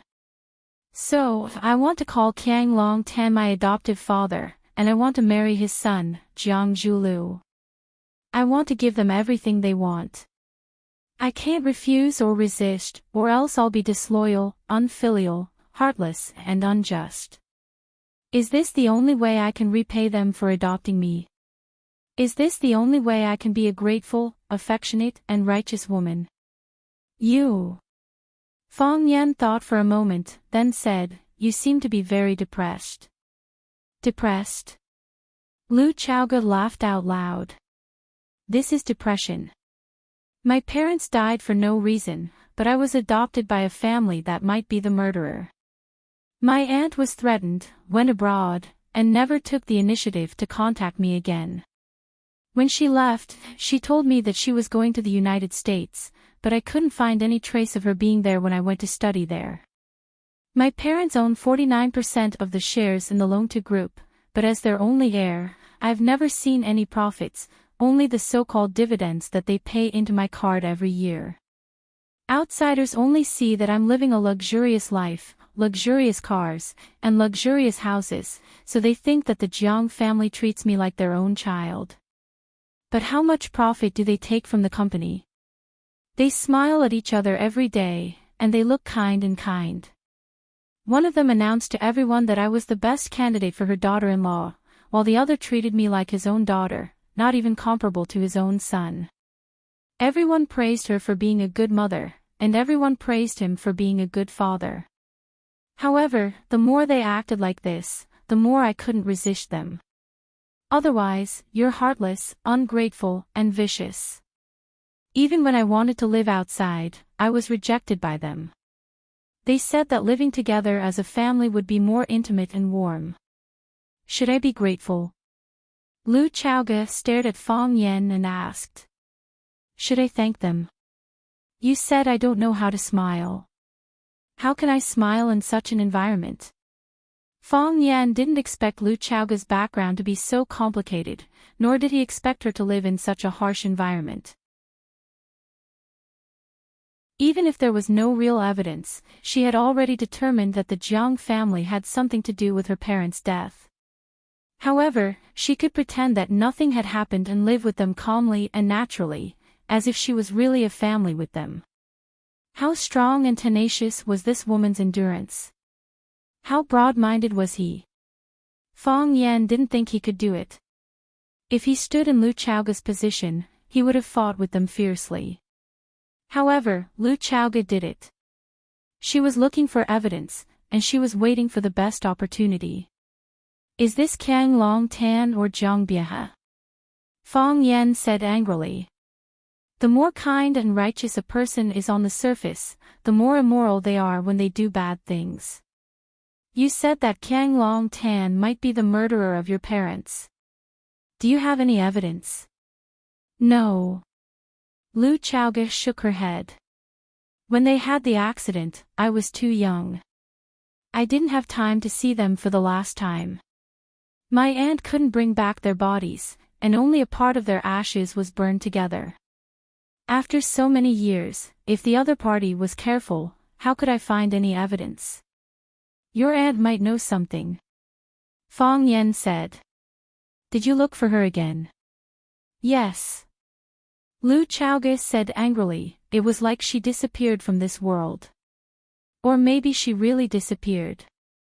It was because I couldn't find her that I began to suspect that my parents' death might be a conspiracy.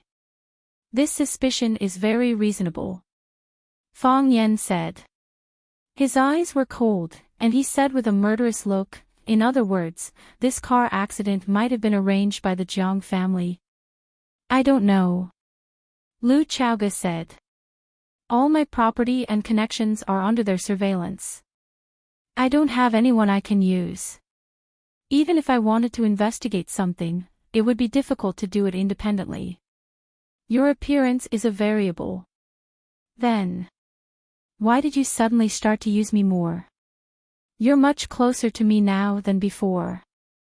Because I feel danger, Lu Chaoga said. In the past, they've never urged me to marry Jiang Zhulu like this. What if we get married? I'll become a member of the Jiang family, Lu Chaoga said. In other words, the Jiang family has complete control over the Longtu group. Yes, Lu Chaoga said. One of the executives in the Longtu group was my father's classmate. He told me that Qiang Long Tan has been quietly diluting the shares that belong to my father. Recently, he even tried to change the name of the patent that originally belonged to my parents. If the owner of the patent changed it, then it would be easy for them to kick my father and me out of the Longtu group. The Lu family will no longer have anything to do with the Longtu group. They really have to be tough with both hands. Fong Yan sneered. On one hand, they want you to become a member of the Jiang family. This way, it will be easier for them to control you. They will even force you to agree to change the owner of the patent. On the other hand, they take care of you in every possible way. If you jump out and fight with them for the shares, I'm afraid everyone will stand up and blame you. Fong Yan looked at Lu Chaoga and said, since they want you to become a member of the Jiang family, why did this happen today? They are here for you, they want to kill you. I don't know. Lu Chaoga shook her head. I don't know anything, just like you. I have never understood them, and I don't know how to understand them. You would never be able to experience that kind of feeling. Even if everyone sat at the same table to eat, everyone's face was covered with a thick layer of film. Everything could be a disguise. Every one of them was a master of acting. I have lived in the Jiang family for so many years, so I learned to act like them.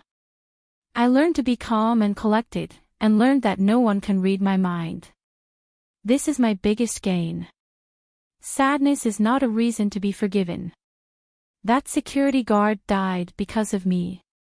I feel very guilty. But I have no other choice. Lu Chaoga said.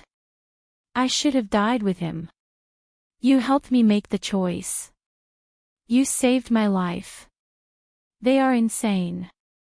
A living being was sent flying by them just like that. They want to kill you and me at the same time. It doesn't matter to them whether they kill one person or 3 people. Fong Yan's anger completely exploded, and he said in a cold voice, I don't care who they are, no matter what their status is. If they want me dead, I will never let them live well. I promise. Then, you will be used by me again. Lu Chaoga said. In the past, it was Lu Chaoga who took the initiative to drag Fong Yan into the battlefield, and she became the vanguard of this war. After the tragedy at Sky 1, Fong Yan began to take the initiative to find out the truth of the accident, and he volunteered to join the battle. Because he couldn't let the security guard die in vain, he couldn't let himself suffer such grievances. He could ignore Lu Chaoga, he could ignore the security guard, but he couldn't ignore himself. As for the process of revenge, he would be more closely allied with Lu Chaoga, and even help her bear the main artillery fire. That wasn't the most important thing. Knock knock, someone was knocking on the door outside. Fong Yan, come out quickly, bring Lu Chaoga out, if anything happens to her. Jiang Zhuliu's urgent voice sounded outside the room. The person inside listen, you are surrounded. This was the voice of a strange man. Don't act rashly, let go of the hostage, put your hands on your head and squat on the ground. We will attack in 3 seconds, 3, 2, 1. Bang! The door of the room was kicked open, and a group of armed policemen rushed in, pointing their guns at Fong Yan and Lu Chaoga, who was hugging Fong Yan. Yes, Fong Yan and Lu Chaoga's bodies were tightly hugging each other. Lu Chaoga's body leaned weakly on the sofa, and Fong Yan's body was on top of her, one hand caressing under her clothes, the other hand holding her neck, pulling her upper body closer to him. They hugged passionately and kissed passionately. They were so unemotional, as if everything in this world had nothing to do with them. All they needed were those red lips and a scorching hot body. Gotcha! Many people subconsciously pointed their guns at the ground. Even more people widened their eyes. Didn't they say, there was a kidnapper? Why did they only see a pervert? Jiang Zhulu stood behind the crowd, seeing the scene inside the room, his eyes almost popped out of their sockets, and he pointed at Fong Yan and shouted, Fong Yan, you dare touch my woman, she is my woman, Fong Yan said without turning his head.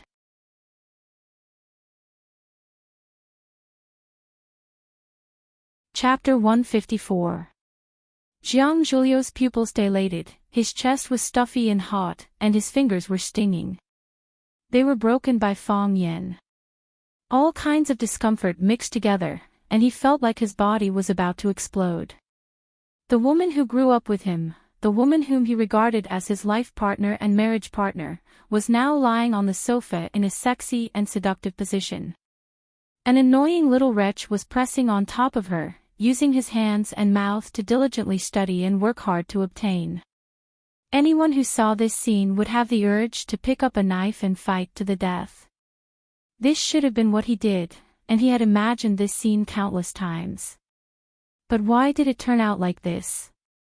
Why was the truth so cruel and unacceptable? Kill him, Jiang Zhulu shouted. He's a kidnapper, kill him quickly. No one would really shoot someone. No one was stupid. How could they shoot someone just because of a sentence from the eldest young master of the Jiang family? Obviously, this was a couple who couldn't control themselves, so they found a private room to make out. What did it have to do with kidnappers kidnapping hostages? At most, they would be charged with a crime of corrupting social morals, which was not serious enough to shoot them to death. Calm down. Lu Shu walked behind Jiang Zhulu, put his arm around his shoulders, and said, a lot of people are watching you, don't let them look down on you. Don't let them see you as a joke. The pain in his fingers made Jiang Zhulu sober up gradually. He stared at Fang Yen fiercely and said, "Even if he's not a kidnapper, the evidence is conclusive that he beat and injured someone. Are we going to let the murderer get away with it?" A middle-aged police officer came out, pointed at Fang Yen, and said, "Take him away." Two police officers quickly came over and dragged Fang Yen, who was still lying on Lu Chaoga's body, and their tongues entangled. Fang Yen looked at the middle-aged police officer and asked, "What did I do that you want to take me away?" "Beat and seriously injured someone. Why can't we take you away?" The middle-aged police officer said with a sneer. Jiang Zhulu didn't like people, so he naturally didn't like them either. Besides, how could a guy who would drag a woman into a private room of a restaurant to have an affair be a good person? "That was self-defense," Fang Yen said confidently. "Are there any surveillance cameras in the hotel lobby?" "Yes," the hotel manager standing outside the private room replied in a low voice. "If there is video surveillance, you can see it in the video. Someone took my girlfriend away. A group of people surrounded my girlfriend and tried to do something bad to her.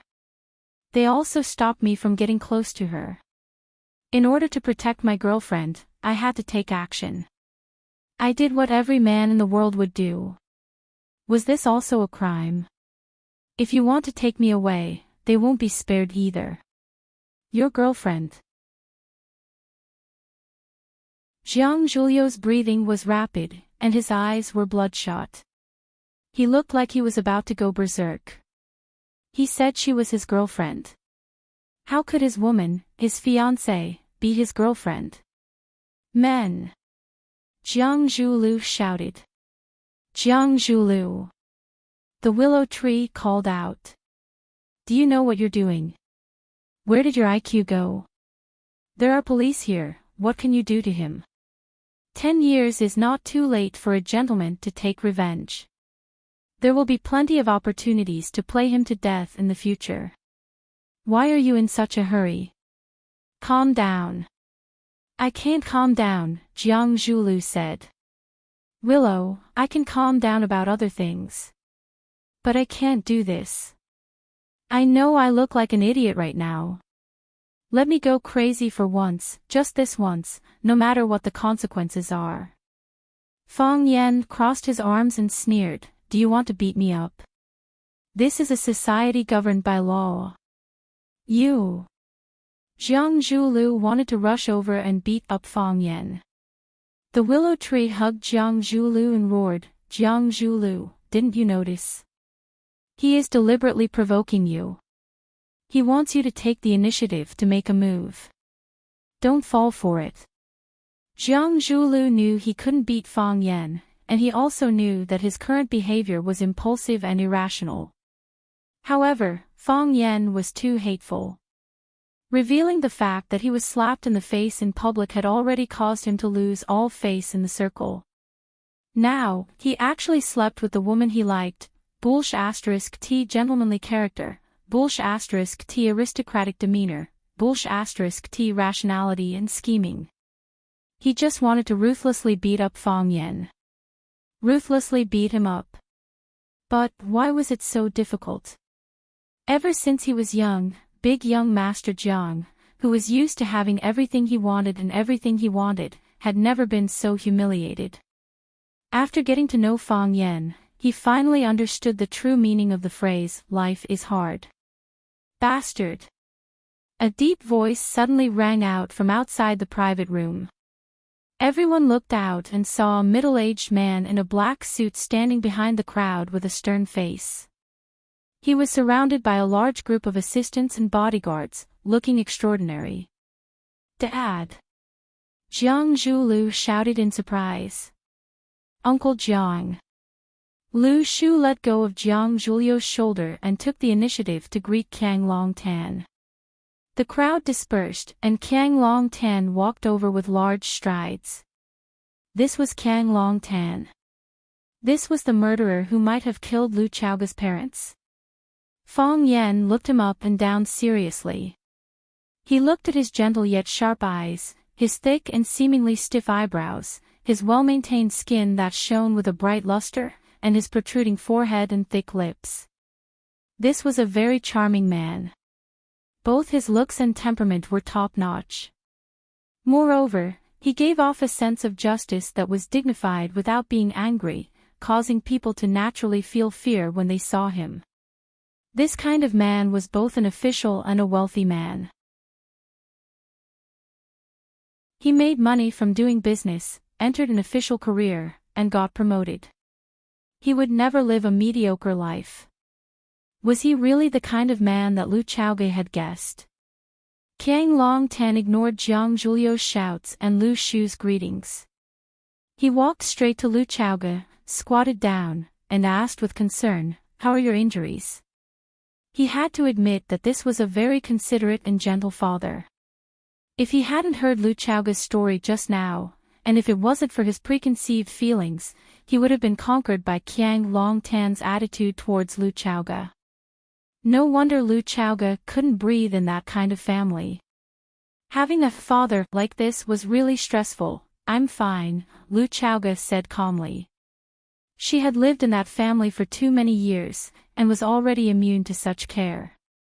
"Who did it?" Qiang Longtan asked. Lu Chaoge looked into Qiang Longtan's eyes and said, "I don't know." "It's fine." Qiang Longtan patted the back of Lu Chaoge's hand gently. "I'll look into it. I'll find out who it is, no matter who it is." Qiang Longtan got up abruptly and looked at Fang Yan and the agitated Jiang Zhulu. "What's going on?" The middle-aged officer came over and explained the situation to Qiang Longtan in a low voice. Qiang Longtan frowned and said, "Jiang Zhulu is Chaoge's younger brother. He's not a stranger, and there's no way he's up to no good." Qiang Longtan's words blocked the loophole of Jiang Zhulio's false alarm. "Understood," the middle-aged officer said. Qiang Longtan pointed at Fang Yan, then looked at Lu Chaoge and asked, "He's your friend?" "Yes," Lu Chaoge said. "Chaoge's friend is also Jiang Zhulio's friend. There's no need to go to the police station to solve a small conflict between friends. Just let it go," Qiang Longtan said. He turned to look at Fang Yan and said, "The dead should be respected. Let's keep quiet, okay?" Fang Yan was speechless. That was a very good question. If he didn't agree, he would be disrespecting the dead, looking for trouble, and being ungrateful. It's so hard to be a human being. Fang Yan thought to himself. You want to calm things down, but have you considered how I, the murderer, feel? No problem. It's great that we can make it a small matter. The middle-aged officer was overjoyed. Now that the injured party didn't want to pursue the matter, he naturally had peace. Lu Chaoge is my daughter. My daughter was assassinated in this restaurant. You must help me find the murderer. Qiang Longtan said to the middle-aged officer this time. I don't want to wait too long. We'll try our best. We won't let Mr. Jiang down. The middle-aged officer straightened his back and said. Although the person standing in front of him wasn't his immediate superior, he still felt heavy pressure. I believe you, Qiang Longtan said. The middle-aged officer wanted to laugh, but he couldn't. Qiang Longtan walked to Lu Chaoge and said in a low voice, Let's go. Let's go home. Since Qiang Longtan came to the scene, it had become his word. Everything was arranged in an orderly manner, and almost no one could raise any objections. Everyone had to agree with him, everyone had to follow his rhythm. This was the charm of a man, the charm of having everything under control. Fang Yan suddenly felt very angry. You're a bad person, you hypocrite, why should we listen to your arrangements? Why should we let you take the lead? Qiang Longtan was like a peerless martial arts master. As soon as you wanted to punch, the other party had already figured out your fist. As soon as you wanted to kick, he had already blocked your attack. Your actions were transparent in front of him. You were so weak and insignificant compared to him. He didn't like the feeling of being completely controlled. I have to break his control, I have to disrupt his rhythm, a voice in his heart shouted. She won't go back. Fong Yen said aloud. Kang Long Tan turned to look at Fong Yen and asked in a calm voice, why? I haven't thought about it yet. Fong Yen said. She can't go back with you anyway.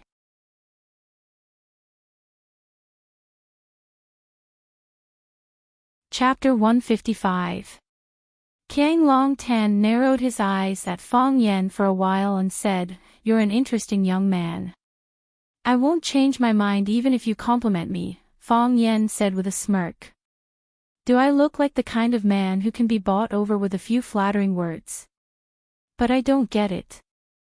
Chaoga is my daughter, and she's just been attacked.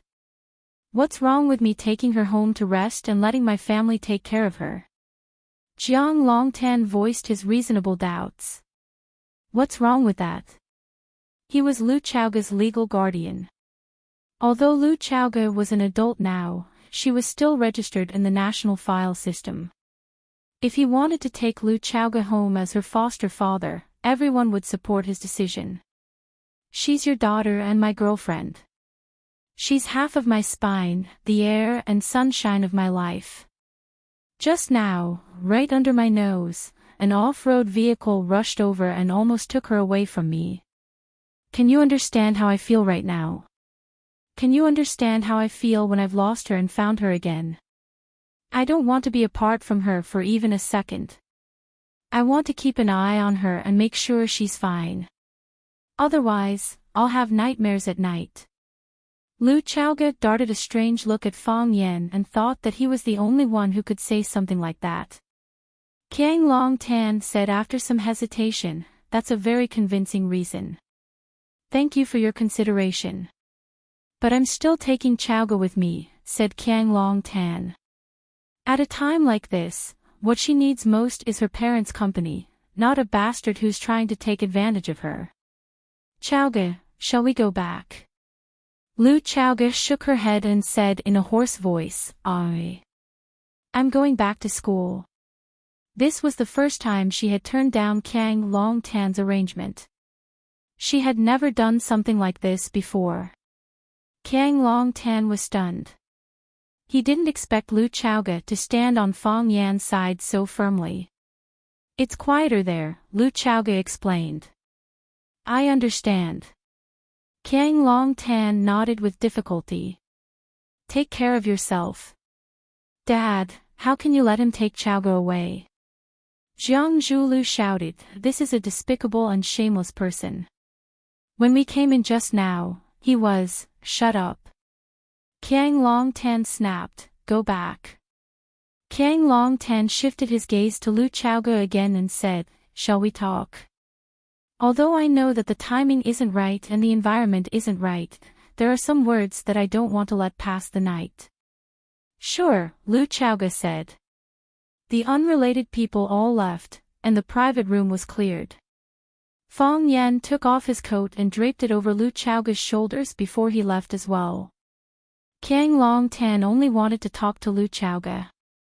Are you thirsty? Kang Long Tan asked. He went to the fridge in the corner of the private room and took out a bottle of cold water. Holding it in his hand, he said, The water's too cold. Drink it later. Lu Chaoga didn't say a word. She only gripped Fong Yan's coat tightly, hoping to get some warmth. Kang Long Tan found the remote control for the air conditioner and turned it on. The room quickly warmed up as the ambience was released. Only then did Kang Long Tan sit down across from Lu Chaoga. Looking into Lu Chaoga's eyes, he said honestly, I know. You blame me and you hate me. The surprise in Lu Chaoga's eyes flashed away, and she returned to calmness in an instant. This opening was too direct, and she was caught unprepared. You've always suspected me. You suspect that your parents' death is closely related to me. You don't have to deny it. I know what you're thinking from the strange and wary look in your eyes. A long time ago, I wanted to find an opportunity for us father and daughter to sit together and have a good chat. I'll tell you my thoughts to clear up your misunderstanding of me. But, I'm usually too busy with work, and so is yours. We don't have much time to eat together. I wanted to find a time to talk alone, but it's been delayed until now. Kiang Long Tan shook his head and smiled bitterly, saying, as a father, I've failed in my duty. I've let down your parents' trust. Actually, it's been so many years. Some things can't necessarily be explained clearly. What happened to your parents still pains me to this day. They were my best friends and talented business partners. Chowga, you don't know business, so you don't understand how great their departure was for me and Longtu Group. We haven't been able to recover to this day. Yes, we haven't been able to recover to this day. We could have done better. We should have been number one in all of Huaxia. But, we used to be the world's leading biotechnology company, and now we're being surpassed by others. Can you understand how I felt back then? It wasn't just my hard work, it was your parents as well. We drank and talked so many times, and we were both filled with hope for the future. We said that we wanted to do our best, to be the best number one in the world. But, because of their departure, I couldn't accomplish the goal I set on my own. They're very important to me, and just like you, I don't want to be separated from them. I didn't want to talk about it in front of you, because I thought it would be too cruel for you. You're just an innocent girl, and you shouldn't have to bear all that. You shouldn't have to bear all that pain. I hope that you can forget it, just remember it, but not be sad. I hope that you can become a member of the Jiang family. We'll do everything that parents should do for you. We'll give you everything that your parents can give you. I hope that we can take care of you and protect you for them. I hope that everyone can live a peaceful and happy life. Even if it's a little incomplete, everyone will still be happy. I hope that I can do that for you.